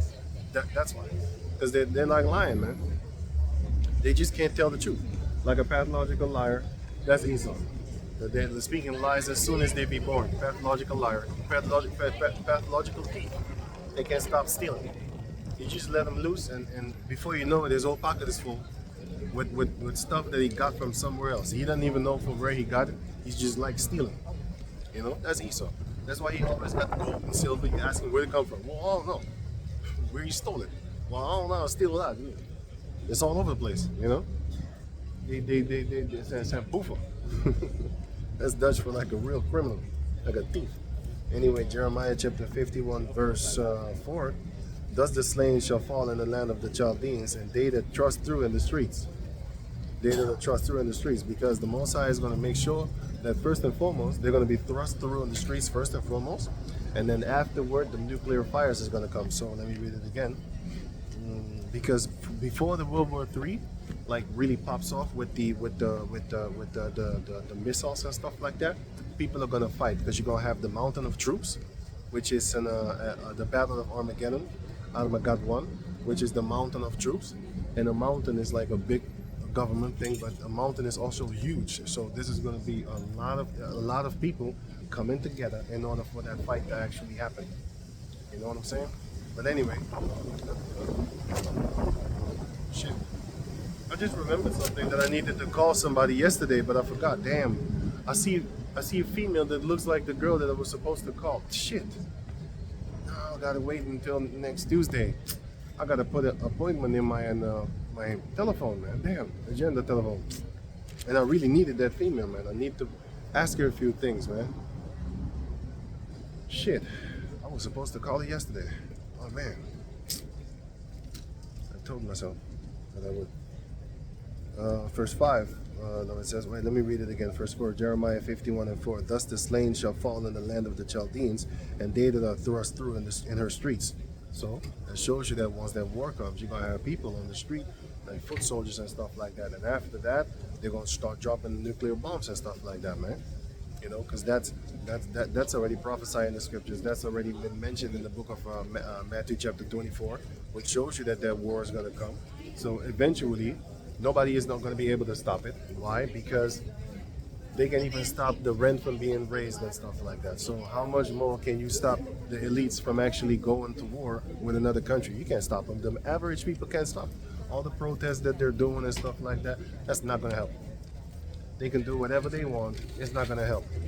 You know what I'm saying? Because for example, they protesting, for example, that they don't want them kids to be learning them sodomite ways in the schools and stuff like that. Yeah, you can't stop them. You can't stop them. Nobody can stop Satan upon the planet Earth. The earth is given into the hand of the wicked, and therefore they are the ones that actually make the shots. They're the shot callers upon the planet Earth. The Most High is the shot caller of it all. So once he says no, it's going to be no. You know what I'm saying? The Esau is not going to be able to take it because he always hears yes. Anyway, his no is a yes, and his yes is a yes. So he has no no. And you can't tell him no because he got that gun, the power. Modern day sword is the gun. He gonna use it on you, not as a toothpick, not as a toothpick. But anyway, so it says here, Jeremiah 51:5. For Israel had not been forsaken, nor Judah of his power, Yahweh, of the Lord of hosts, though their land was filled with sin against the Holy One of Israel. Right. And if you read the book of Jeremiah chapter 35, it shows you that the Most High told Jeremiah, go and tell them over there that I'm going to destroy them because of their wicked deeds that they're committing and disrespect my holy name and stuff like that, and also defile themselves with the iniquities that they're doing in the land. And I'm gonna kick them out the land too. Jeremiah chapter 50. I'm in Jeremiah right now, actually. Jeremiah 50:6. Flee out of the midst of Babylon and deliver every man his soul. Be not cut off in her iniquity.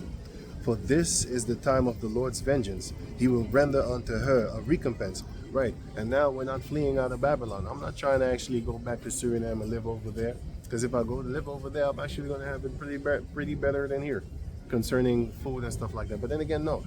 Because they're making the food expensive for a lot of people over there. So they're probably going to think I got money. But I ain't worried about that. However, the Most High is going to make sure that once that famine comes over here, he's going to have his men eating deliciously. You know what I'm saying? They're going to eat good. They're going to eat preciously. You know, they're going to eat voluptuously. They're going to eat luxuriously. That's how they're going to eat up on the planet Earth. You know what I'm saying? So it says here, Jeremiah chapter 51, verse 6. But I'm going to get to Micah chapter 2, verse 10. You know, because we don't flee from like this modern day Babylon. You know what I'm saying? Which is starting with America, but Europe is little baby Babylon. Right? So it says here, the book of what was it? Oh yeah, Micah. Micah chapter 2. Micah chapter 2, and also Revelation 18. Yeah, because like I said, like I read, it's talking about flee Babylon, but we're not fleeing from there because the Most High is the one that's going to take us from here and he's going to put us up in there. You know what I'm saying? So we don't have to flee, because if you flee, then you don't have faith. We have faith in Yahweh Ba'ashem Yahushua that we're going to stand here and we're going to stay standing. And the Most High is going to set up a standard against the ones that are coming up against the men of the Lord. So we pray for that too, and we believe in that. And we hold on to that, you know what I'm saying? So it's going to be, let me see, Micah chapter 2, verse, 10. Let me get that real quick. Micah 2 and 10. What? Micah. Revelation 18, Micah 2 and 10.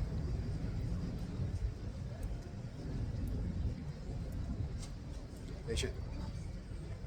Didn't type it good. Right. Micah 2:10. Get that real quick. Right, so it says here, Micah 2 and 10, arise ye and depart, for this is not your rest. Because it is polluted, it shall destroy you even with a sword destruction. So let me read a little bit above that.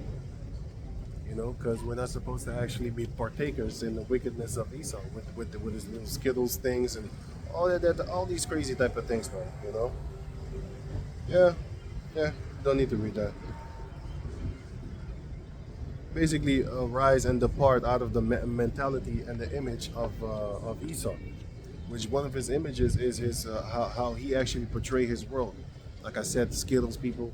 You have the whole nonsense that's going on around the planet, upon the planet Earth right now, which the examples I love to give, which is flying reindeers and bunnies that lay eggs. Those are fake. You know what I'm saying? That's not real. And the Heavenly Father is not down with that. So you need to flee out of that mentality.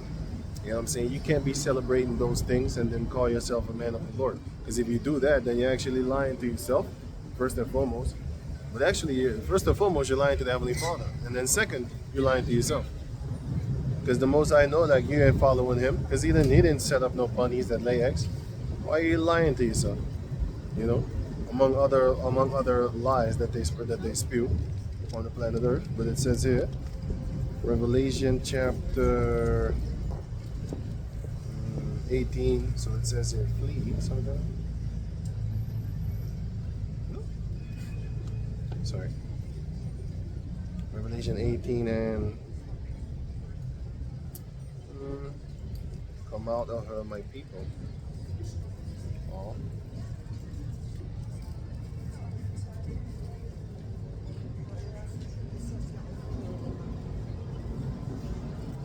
Right, Revelation chapter 18, verse 4.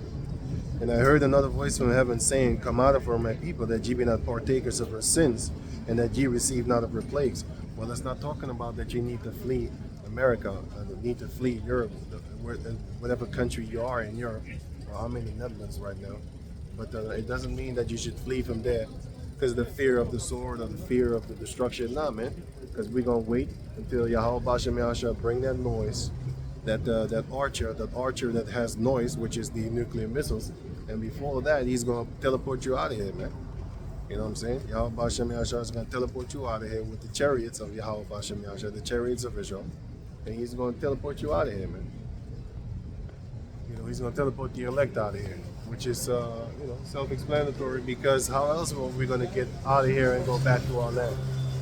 Just like Chingy, this rap dude, he said, like, we came here in slave ships, we're going to leave in spaceships.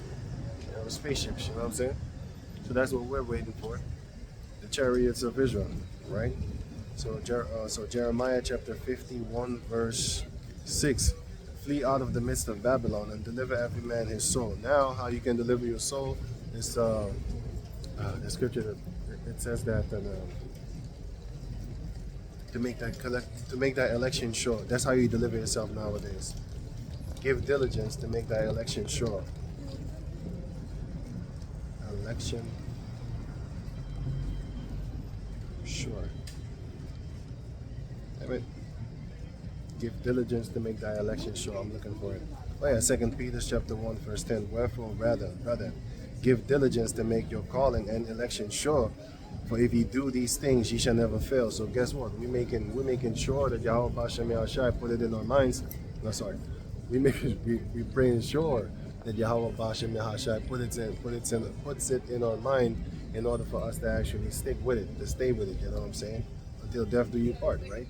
With these scriptures, right? Not no marriage nonsense, because the ring is not real. The mind connection is real. The ring is not real. The ring, everybody can buy a ring. It's not that expensive. You have other people stealing rings.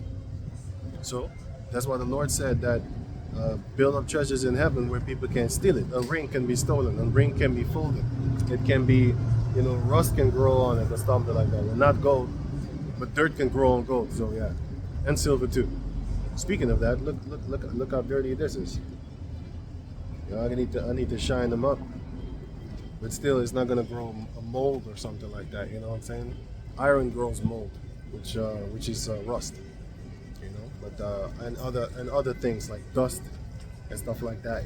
But in Yahweh Bashem Yahushai, nobody can actually steal that so-called wedding ring of yours. That's why we keep it in the mind. You're married in the mind, not with a ring that is corruptible, corruptible, as in somebody can steal it, somebody can be greedy for it. Some of them females, they actually like Mariah Carey. She was engaged to this rich person.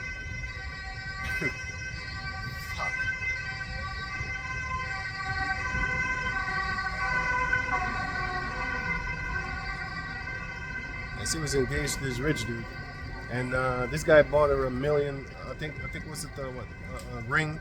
It cost something like what? I don't know, man, like 5 million, 4 million, or something like that. And then when they got divorced, he wanted the ring back, but she didn't want to give it to him. Corruptible. And then she sold the ring for 2 million.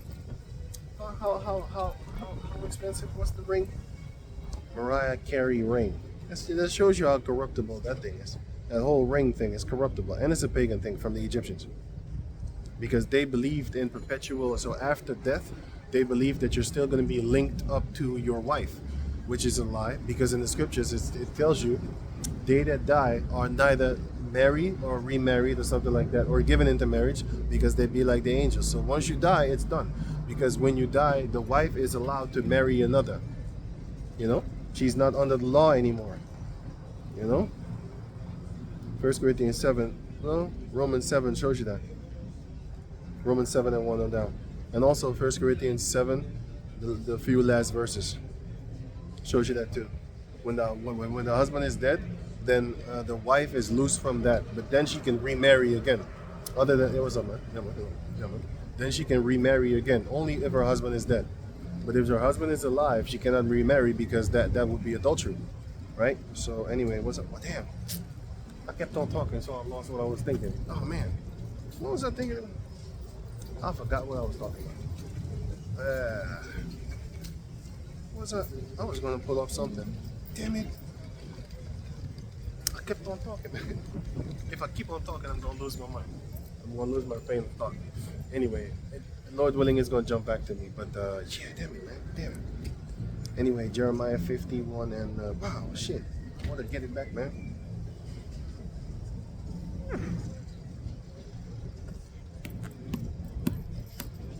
I lost it. It's hella windy here, man. It's kind of irritating. No, it's not hella windy, but it's still irritating. Anyway, so I'm lucky, because it was actually raining. I thought to myself, oh man, again, you know, because this place doesn't have no covering. I can, it's an opening here, so I can't stand there. So it's a kind of hotel or something like that. I don't know. Yeah, it is. So I can't stand there in the entrance. Anyway, let me go on, man, because I was thinking of getting it back while talking, thinking. I don't know what I was looking up. Anyway,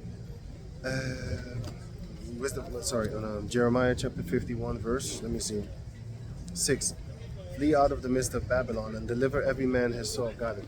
Right. I got it. And let me see. No, I didn't get it. I already got it. Make your calling and election sure. Shit, I already had it. I already read it. Make your calling and election sure. Because only then you can actually do that. To the power of Yahweh Bashem Yahshua. So it says here, Jeremiah 51 and 6, flee out of the midst of Babylon and deliver every man his soul. Be not cut off in her iniquity, for this is the time of Yahweh's revenge, the Lord's revenge, the Lord's vengeance. He will render unto her. Oh man, I don't want that. No, fuck you.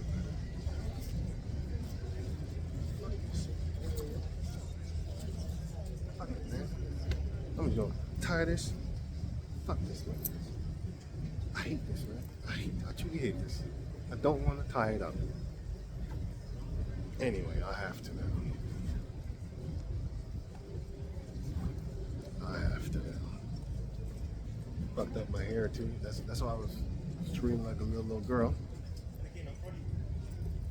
Not trying to be funny, but it is funny. But I'm not trying to be funny. Anyway, let me see something. Right. So as I said, Jeremiah 51 and the rest of 6. So it says here, for this is the time of Yahweh's vengeance. He will render unto her a recompense. So the Most High is going to get them back, man. The Most High is going to get modern day Babylon back. He's going to send fanners, and they're going to destroy her for all the wickedness that they have done upon the planet Earth. And if you read the book of Revelation, chapter 18, you're going to see what type of burning sensation the Most High is going to give unto these Edomites. You know what I'm saying? He's really going to set them up. He's really going to set their ass on fire with a burning sensation when they urinate. You're feeling a burning sensation when you urinate? Good shit, man. Right, so it says here, oh man, the sunshine is coming in the scriptures, man. So it says here on verse 7, right? Jeremiah 51 and 7. Babylon had been a golden cup in the Lord's hand that made all the earth drunken. The nations have drunk of her wine, therefore the nations are mad, which is the philosophies of them. That's why they, for example, they say don't drink the Kool-Aid. Does that literally mean that you're going to drink something? Or is it a state of mind? It basically means like don't follow after that ideology, those thoughts, process and stuff like that. That's what it means that the Babylon has been a cup in the Lord's hand. That Babylon juice, if you drink that Babylon juice, that's like drinking the Kool-Aid, which means believing something that you shouldn't be believing in. You know? You're gonna believe. You're gonna drink your own destruction, basically. I'm looking for Habakkuk.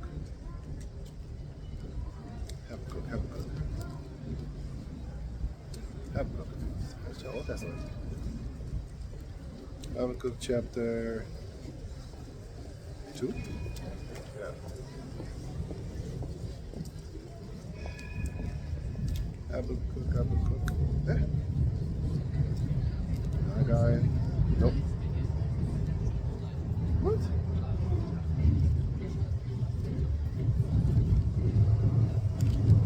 I almost want to say, where did I put it?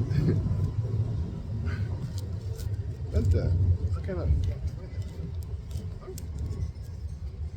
That's crazy. Alright, got it.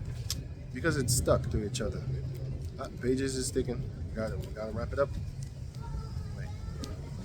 Oh man. I really gotta get a new Bible. That's stuck, man. Oh shit. Okay, Habakkuk 2:16, right? It says it because it was stuck together. That's why I couldn't find it.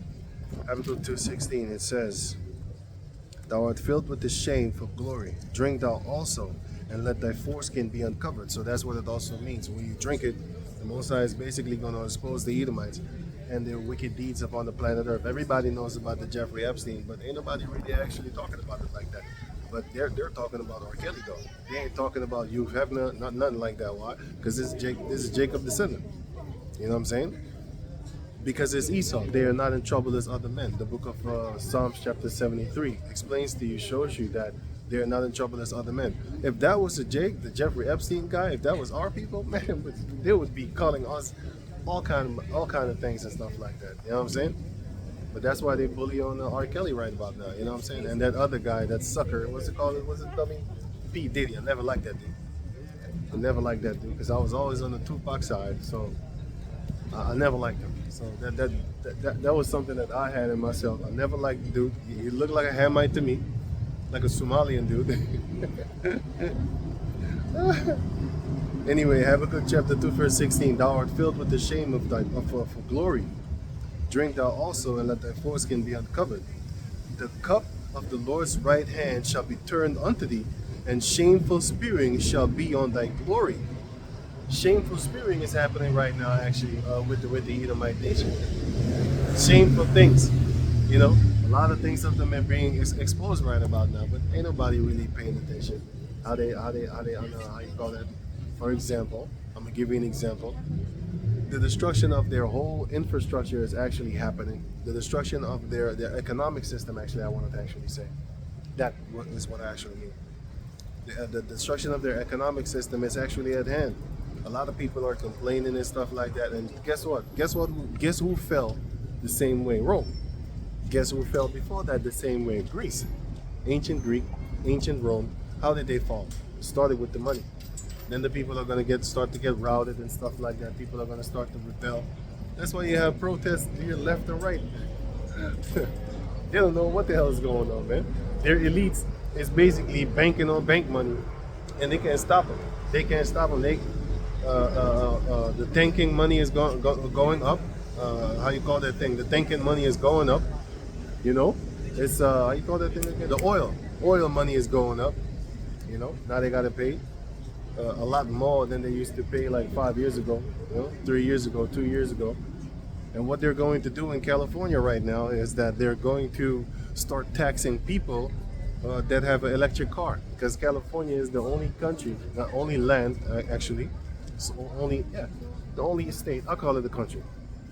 Well, America is not a country, but anyway, the only state in America that has more percentage of electric cars compared to people that have gas and stuff like that. So what they want to do? They said they're gonna start taxing those people. Everybody with an electric car is gonna get taxed, but they thought they was gonna get away from the taxing. So that's funny. That's funny as hell. See, Esau, he always finds a way to fuck you over, basically. Because think about it, everybody wants to get that electric car because they want to run away from the taxes and stuff. Well, now they're gonna tax you for that too.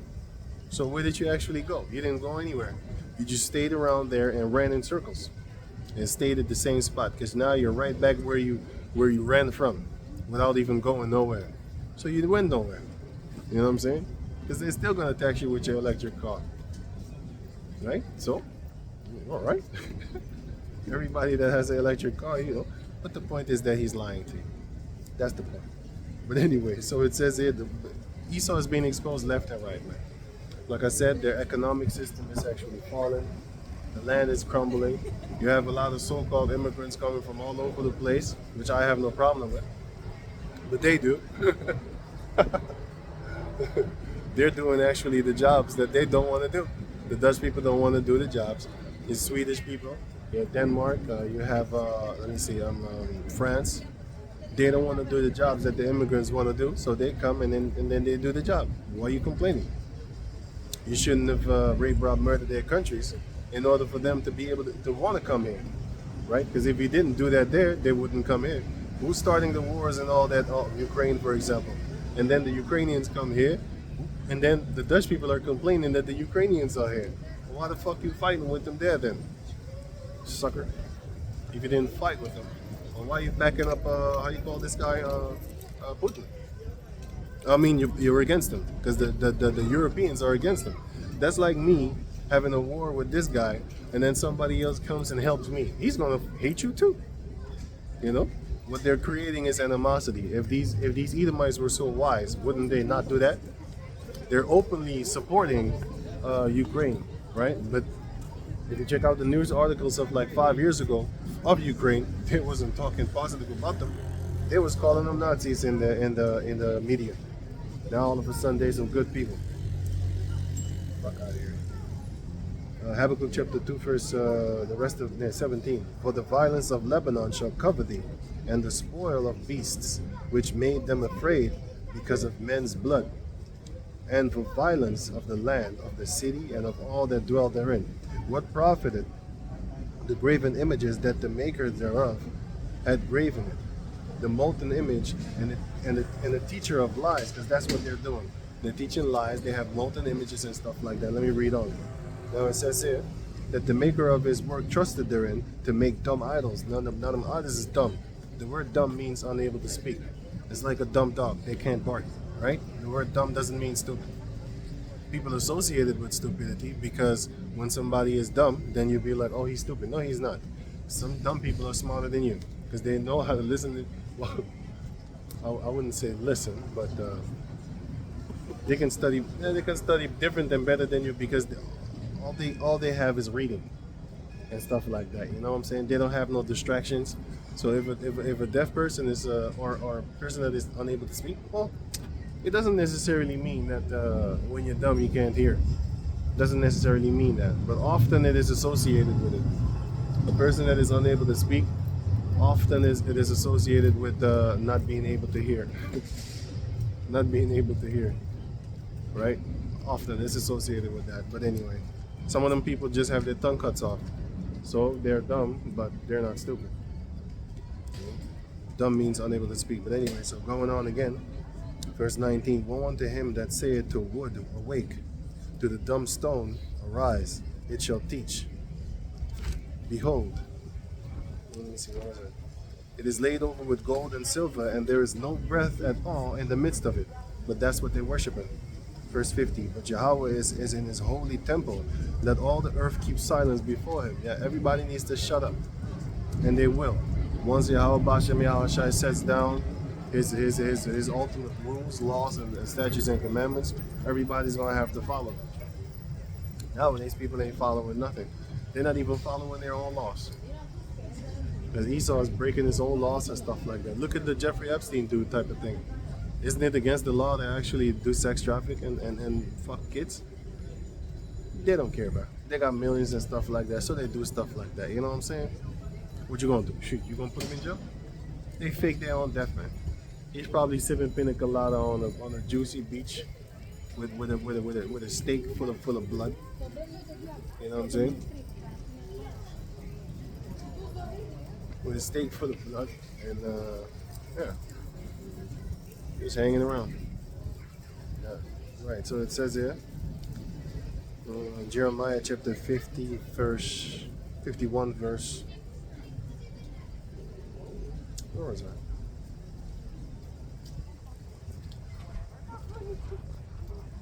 Okay.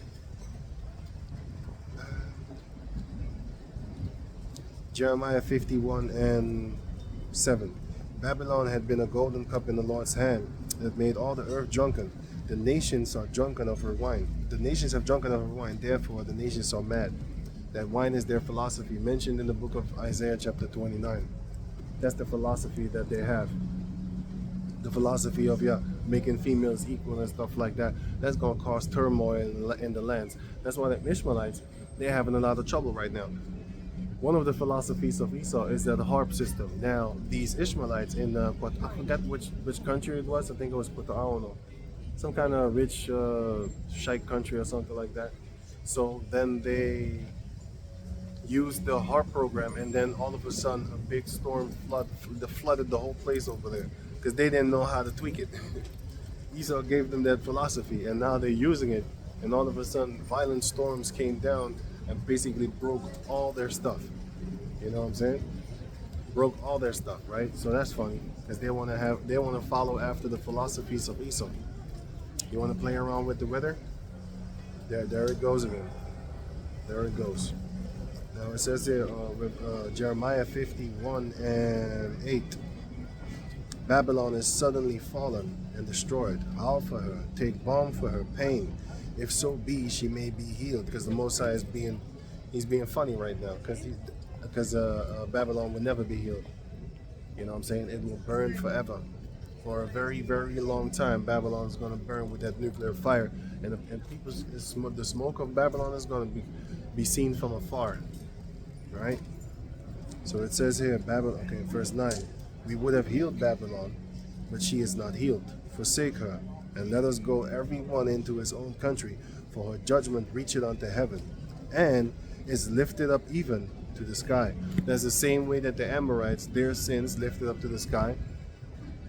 That's the same way that the Most High is waiting for Esau to keep on committing them sins against them, and then before you know it, it took the Amorites 400 years to make the Heavenly Father angry enough to send the Israelites to come and butcher them out of the land, right? Well, that's the same thing that he's going to do here with Esau too.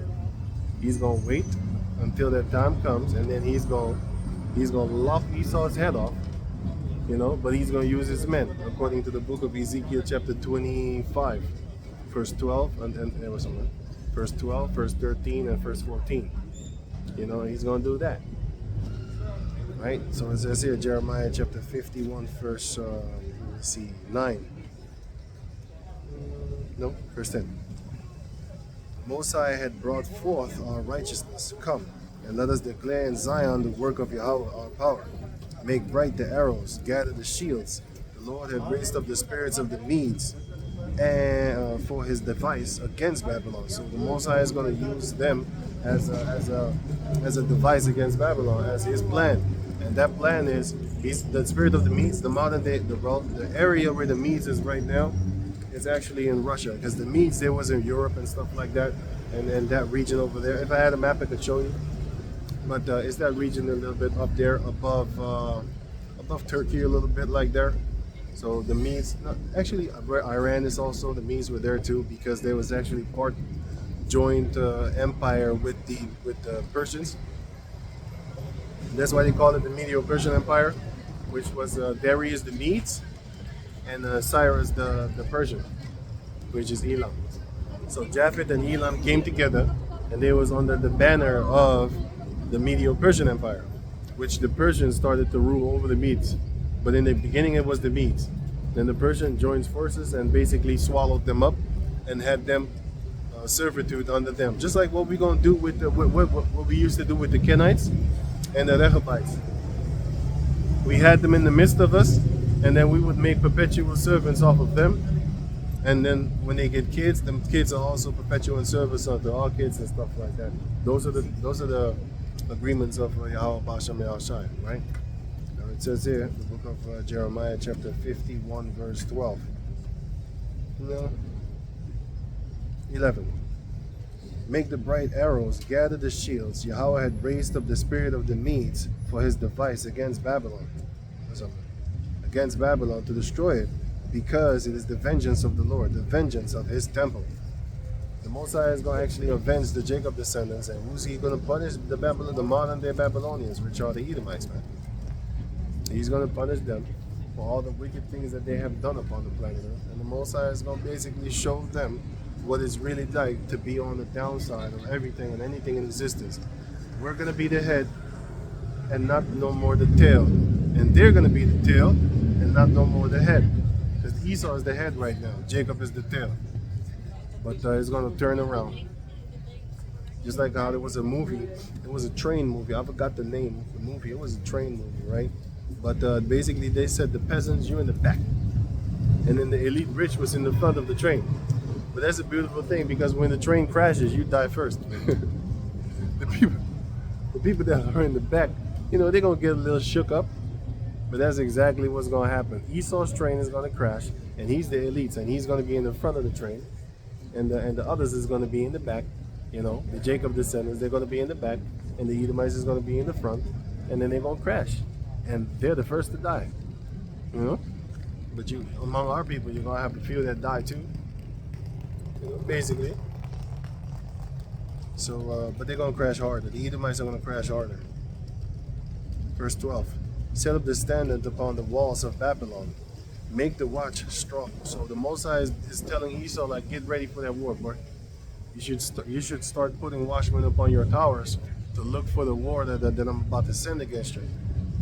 Right? Make the watch strong, set up the watchmen, prepare the ambushes, for the Most High had devised and done that which he spake against the inhabitants of Babylon. He didn't do it yet, but he's doing it. He's in the process of doing it right now. Because everybody that's in the Jacob descendants community, right? Not community, okay. Everybody that's woken up to the fact that they're Israelites, they all know that the destruction of Esau is coming. Not a lot of them are teaching it. For example, IUIC, they're not teaching about the destruction. Not that I found out about it, about the destruction of Esau. They're not really. I don't really see them talking about it actually. They're more focused on marrying, committing adultery, and all that type of crazy stuff. That's why you shouldn't be having women in your congregation, man. If you got women in your congregation, somebody's dick is about to get hard, man. Pussy's about to get wet. That's what happens when you're in the midst of chicks all the time. That's what's gonna happen. You know what I'm saying? So when you're in the scriptures, you shouldn't be having women around, because you're gonna want to have something. When you do that at home, when you go home, then you be with your wife. When you're out there on the street and doing things, you shouldn't be with your wife, man. Hanging around, have women hanging around you. Your dick's gonna get hard, man. Her pussy's gonna get wet. That's how you were created. And even a wise man, King Solomon was wise, but who made him go off? Those women. So the more women you have, the more nonsense you're gonna do. Look at all them stupid ass rappers. Look at all them. They got a lot of women amongst them, right? That's why they're fighting so much. Right? Because if you keep it cool cat, you're not going to be in a lot of trouble because you don't have a lot of women to make you fight. Because girls are going to make you fight, whether you believe it or not. If you have too many of them, you're going to fight eventually. Whether it be mental, whether it be physical, whether it be whether it be verbal, you're going to have a clash, right? 1 Corinthians chapter 7 speaks about that. And if you don't have that clash with a lot of females, then hey, you lucky. You lucky. I'll say that. But I'll tell you one thing. If you got a lot of women, you're going to have a lot of fights. I'll tell you that. So don't be stupid. You know? Don't be stupid. Especially in this truth. Don't try to get yourself a lot of females, man. Because that's going to be stupid. You're going to have a lot of fights, man. I'll tell you that. All right? You should learn from people that have, well, you can find it out for yourself, man. You should take advice from, well, you should listen to advice. If you take it, that's up to you. But just listen to it. So that when it happens a little bit, then you already know the shit. And then you back off out of that. Because you're gonna be in a lot of heat. Before you know it, you're gonna be in court fighting for your own seed. Yeah, that one too. Keep on messing around. You're gonna be in court trying to fight for your own sperm, which is your children. So don't be stupid. Pick yourself a wife. Don't pick yourself a hoe or bitch or a slut to make children with, because you're stupid. You need to get yourself a bookworm girl, a woman that is stable and doesn't like to party that much, not even a lot, not even at all. If you can find that one, you're gonna have a better life, bro. If you find a girl that's always in the parties, yeah, good luck in court. See you in court. So it says here, Jeremiah 51:13. It says, O thou that dwellest upon many waters. He was upon many rulerships and nations, because the nations are waters, basically. Seas. Revelation chapter 17 explains that. 17 or 19, one of those two. So it says here, verse 13, Jeremiah 51:13. O thou that dwellest upon many waters, abundant in treasures, thine end is come, right? And the measure of thy covetousness, the Most High, because Esau is hella covetous, right? That's why he's going to be stopped. Look at what they did to Niger. What do they want to do? They want the people of Niger. They wanted to stop the plutonium and uranium and stuff like that. What did France want to do? War. Why? Because they want them filthy hands on those mineral resources. That's what they want. They've been wanting that. They're covetous. All over the world, they're covetous, right? Whether it be the coltan stone in Africa, whether it be the diamonds and gold, all over the place, all over the world, they're greedy. That's what they are, and they're covetous. But the Most High is going to put that to a stop, right? Because He says here that in the measure of thy covetous, verse 14. The Lord of hosts had sworn by Himself, saying, surely I will fill thee with men as with caterpillars, and they shall lift up a shout against thee. You know how caterpillars fill themselves in the trees in certain seasons of the year? They fill themselves in the trees and stuff like that. That's how Esau is going to be filled with men of heathen nations. And guess what? Amalek is doing it. That's why you have a lot of different heathen nations in the midst of Esau. And what they're doing is they're fighting against them because they come with their beliefs. You got a lot of men from Ishmael. You got a lot of men from Cush. And all of them, and you got a lot of men from West Africa, and a lot of them also from West Africa. They believe in Islam. So what they're gonna do is they're gonna get together with the Ishmaelites and with the Cushites, and then they're gonna fight against Esau, man. You got a few people from Maluka, which is Japhetic people. You know, they look Asiatic, but when you look at them, they're brown, and they don't have like the shaved head and stuff like that. So they're kind of different. They're a different nation, by the way. And they're fighting against these Edomites too, man, in certain parts of the Netherlands. So, and who's doing it? Amalek. If you watch this documentary called You Are Amalek, then you're going to see what they're doing, man. They're setting everything up bit by bit, piece by piece. And they've been doing this they've been having these plans since 50 years ago, 40 years ago, 60 years ago, right? Because Edomites, they're planning stuff out, you know what I'm saying? That's why they ask you stupid questions like, well, how do you see yourself in 5 years? What? Man, I'm just living, man. I ain't got time to answer those stupid questions. How do you see yourself in 5 years? He'd be dead in 5 years. But not me. I'm not talking about I'm going to die. But he, He's asking people stupid questions. What do you think filthy fuck? Alright, so it says here in Jeremiah 51 and let me see. Where was I? Start at 14 again.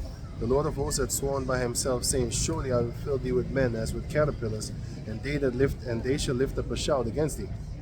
15. He had made the earth by his power, he had established the world by his wisdom, and has stretched out the heavens by his understanding. That's why you don't know how the earth is actually made. You don't know nothing. I don't know nothing. But Esau claims to know stuff. But then again, he's wiser than Daniel, and he searched out diligently, he searched out things. That's true. But this doofus doesn't know, he never went to the moon, but he telling you went to the moon. and then they talk about that the moon footage is lost. I'm looking at him like, really? So who made you believe that I believe you? The world. Because like one of the other nonsense is flying reindeers and bunnies that lay eggs. Of course people are going to believe that he went to the moon. He never went to the moon, man. They're lying to you, man. They're the same people that teach you that they got some guy standing on the North Pole doing little cute stuff in the wintertime and stuff like that. You know what I'm saying? Anyway, Jeremiah chapter 51, verse 16. When he uttereth his voice, there is a multitude of waters in the heavens. Rain. All he needs to do is talk. And he causeth the vapors to ascend from the ends of the earth. He maketh lightnings with rain, and bringeth forth the wind out of his treasures. Right, because you don't know where the wind comes from. You don't know. You don't know where the wind comes from. Do you know where it comes from? It's hitting me now the whole time. You know? I don't want the camera to fall, by the way. It don't fall. But anyway, the wind, you don't know where the wind is coming from. Right? Sometimes it comes from below, sometimes from above, left, right, north, all over the place. It comes out the treasures of the Most High, man. You know, the wind is made for your relief. Let's say it's a hot day and all of a sudden the wind start hitting you like that. You're gonna feel good, man. But let's say it's a cold day and the wind start hitting you. You're gonna want to duck and hide because that wind start hurting. I heard Chicago was the windy city, right? I bet you're behind. You don't want to be standing there in the wintertime. But in the summertime, you would love for that wind to breeze on down and stroke your body, you know? I know I didn't want to say it like that, but Esau got you thinking, you know, it's with the filthy conversation of the wicked, you start thinking crazy stuff, man, after you say something, you know? Jeremiah 51 and 17. Every man is brutish by his knowledge. Every fowler is confounded by the graven image. Because if you have graven images that you're following after, basically you're going to be confounded, man. You're making stuff out of wood. Everything on the planet Earth is created by the Heavenly Father. So when you make a stone out of the earth, so when you take a stone out of the earth and then you make a statue, you're a joke, because that stone is created by the Heavenly Father in order for you to go make a dumb idol that can't even speak, right? And that's exactly what they're doing. You're taking the wood, and then you make it into an idol. Guess where the wood comes from? The Heavenly Father, you dummy. So that's what Esau is doing, and he's being exposed thereof. And the heathen nations are doing it too, because they're brutish in every thought of their ways, right? Verse 17, every man is brutish by his knowledge. Every founder is confounded by the graven image. For his molten image is false, and there is no breath in them. And there is no breath in them, because they're fake. There is no breath in those idols that they worship in, man. You know? But if you go down the street in these stores, these souvenir stores and stuff like that, what are you gonna find? You're gonna find little idol things like Buddhas and all these type of things, man. You're gonna find Caesar Borgias and stuff like that, you know? I love Amsterdam type of things, you know, and crosses and all that type of crazy stuff, bro. You know? All that idol nonsense is in there. And then you have the Chinese store right across it. It's somewhere here. Cross side from it, there they got their hedonistic things too. You got whatever, man. You find all these idols right here, and you've been thinking like nothing is happening to them.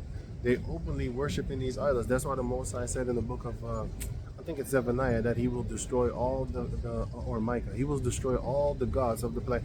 He will famish all the gods of the planet Earth, and everyone shall worship him. you know. But in due time, of course, in due time, because everybody will get their chance to make him angry until their sins reach unto heaven. Esau is doing a great job with that. He's really pissing them. He's really angering the Bashem Yahushai. And before you know it, he's going to lay him down on the floor, flat. You know? Your arms are too short to box with God. You know what I'm saying? To box with the Lord. Your arms too short to box with God. That's from Luke 10. Your arms is too short to box with the Heavenly Father. Now it says here, verse 18, they are vanity, the work of errors. In the time of their visitation they shall perish. The portion of Jacob is not like them, for he is the former of all things, and Israel is the rod of his inheritance. Yahweh, the Lord of hosts, is his name. So, Yahweh Bashem Yahushai is not fake. We have a living power, a living God, you know. Esau doesn't have that living God, you know what I'm saying? He has Satan. Actually, he does have a few living entities, actually. Because he worships real entities, not no regular people that be worshiping statues and things is not happening, you know. Esau got the real demons, right? Jumping up out the freaking wall, possessing people, changing voices, familiar spirits. Shit, they got that. They're the Chaldeans, man. They're the modern day Chaldeans, which are great witches. And Ur of the Chaldeans is where Abraham was from. So you can imagine the powerful people that was in the midst of him in those days. And their work. Look at, how you call this guy again, also from Ur, Mesopotamia, is Balaam. Balaam was such a powerful witch that the Most High had to intervene, or else he would have cursed Israel. Because the Most High told him, like, listen, you ain't gonna curse him, man. Because they hired Balaam to come and actually curse the Israelites, because they knew it would work, you know. But Balaam, he actually wanted to destroy them too. So he taught the Midianites how to make them sin so that their power wouldn't be with him no more, so that Yahweh wouldn't be with us no more. And how did they do that? They send the women. They send the women to come and actually make them sin by following their gods. That's why I told you, watch out with these females, because they're going to make you do stupid stuff. You know what I'm saying? If you're a dummy, you're going to fall like a dummy. You know? A big dummy, you're going to fall like that. But that's only if you worship their God. You know what I'm saying? That's why you need to watch out with heathen females too, because sometimes, you know, a lot of times, you're going to feel sorry for them because you're going to love them. And then therefore she's going to tell you, like, can we put a Christmas tree in the house? And then you're going to buckle up and you're going to buckle in, which is not what you're supposed to be doing. You're not supposed to have that heathenistic thing in your house. But that's what you get when you're messing around with these heathen females. And even the Jake females too. I know a lot of Jake females. They get upset when I mention, like, hey, why is this Christmas tree in your house? They get upset. That's why you should stay away from them, so that you don't fight. Just stay away from them. If you stay away from them, or you find yourself one that is actually like-minded like you, that you can train and mold more, then it's going to be good, man. Because that's what you're supposed to do with your wife. You're supposed to train your wife, teach her things and stuff like that. Don't teach her a lesson against you. She is going to use it. So you need to actually be calmed down and teach her certain things that you know that she can't get you back for. She will. 5 years down the road, remember that shit that you did? I hate you. Stuff like that, you know? So Jeremiah chapter 51 verse 20. Thou art my battle axe and weapons of war, for with thee will I break in pieces the nations, and with thee will I destroy kingdoms. And with thee will I break in pieces the horse and his rider, and with thee will I break in pieces the chariot and his rider.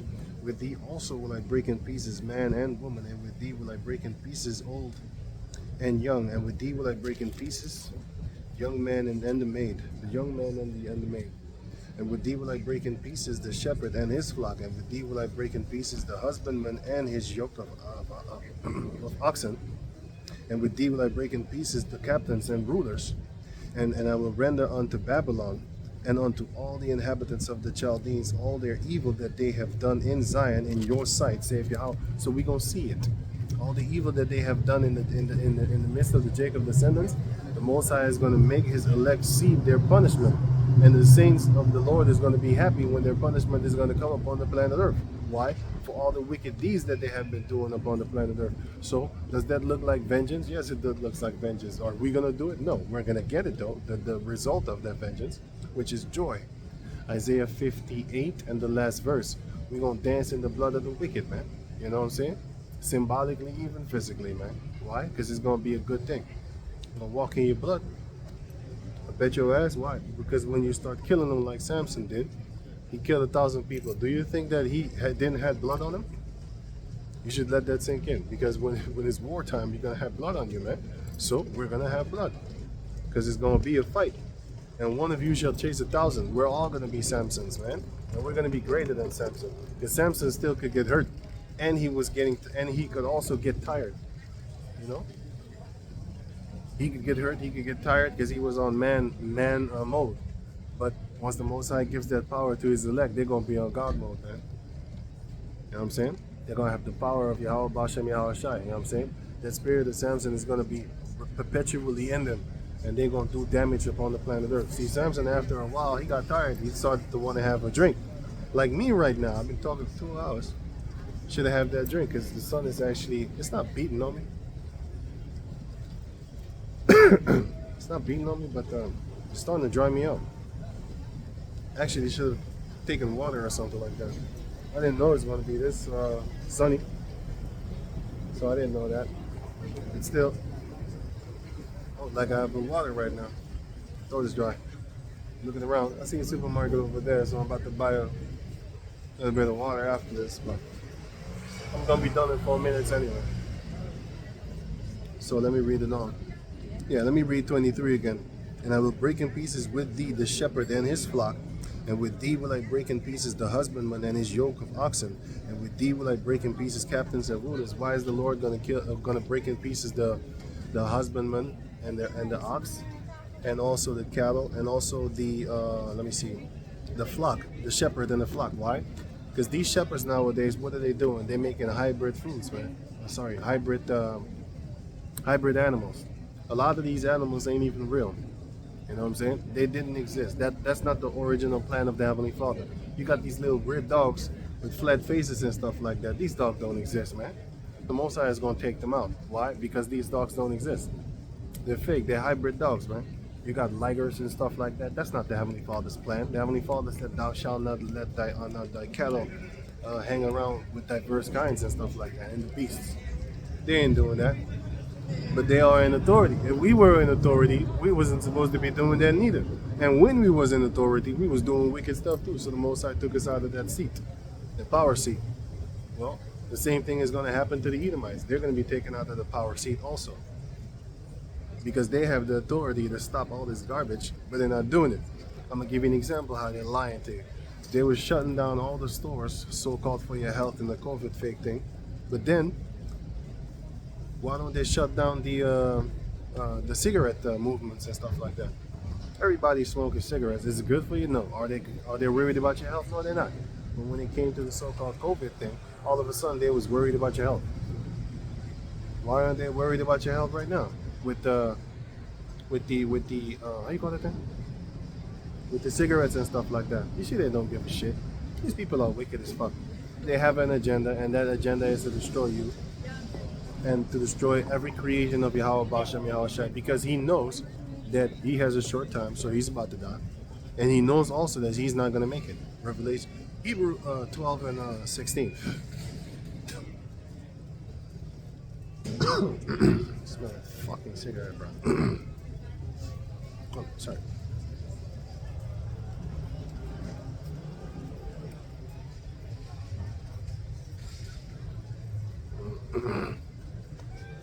Anyway, so let me read on the book of Jeremiah 51, and what was that? Oh yeah, I was saying about the shepherd. The Most High is going to destroy these shepherds.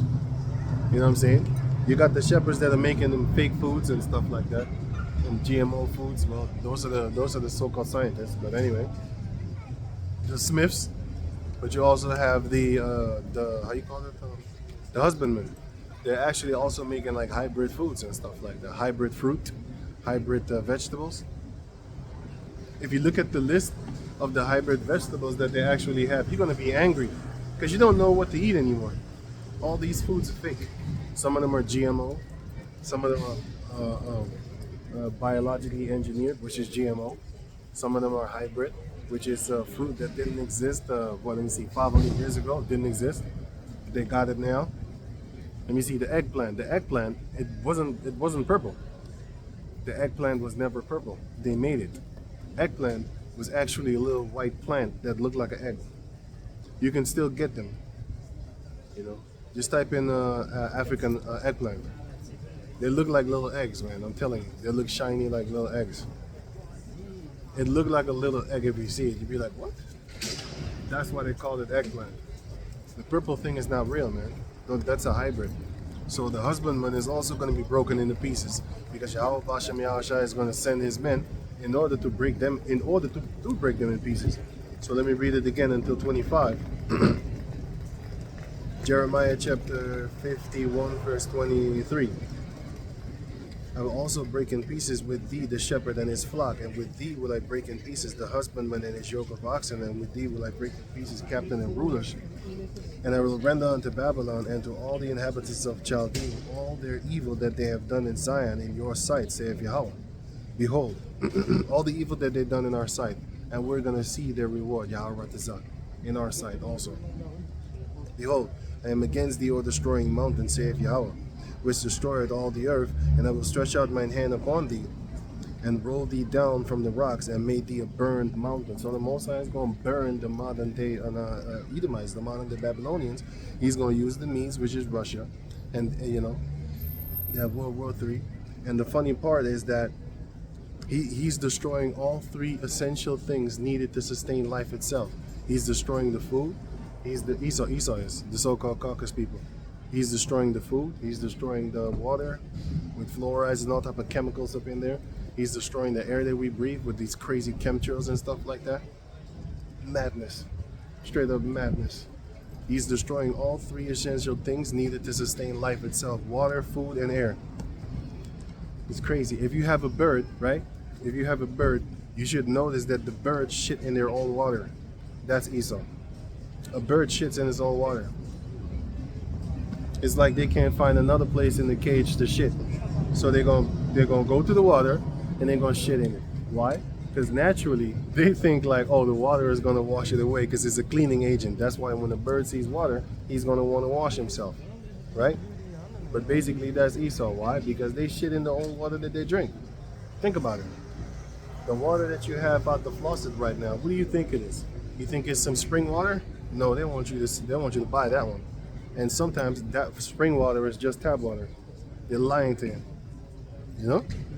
Certain one you can taste it. If it has like a certain aftertaste, then it's actually rainwater, which is good. But then again, with this polluted freaking chemtrail mystic air or whatever, you can't drink the rainwater, man. You shouldn't. It's hella dangerous. And if you go to the mountains and stuff like that, that rainwater, you can drink that because it's not, the chemtrails is not going down upon those. So you can drink that, you know what I'm saying? But these chemtrails around here, these waters around here, man, as soon as it rains, I duck. I don't want that acid rain on my head. The air gonna fall off or something like that. No, no. You know, but anyway, so with that, I'm gonna give all praises to the Most High Yahweh, Bashem Yahushua, Bashem Makakadash. Double honor unto the elder apostles at Great Millstone for the teachings of the scriptures, among other things. And shalom to the sincere occupant across the world. Did I give that salute in the beginning? I need to double check. So with that, I'm going to say shalom. Boom.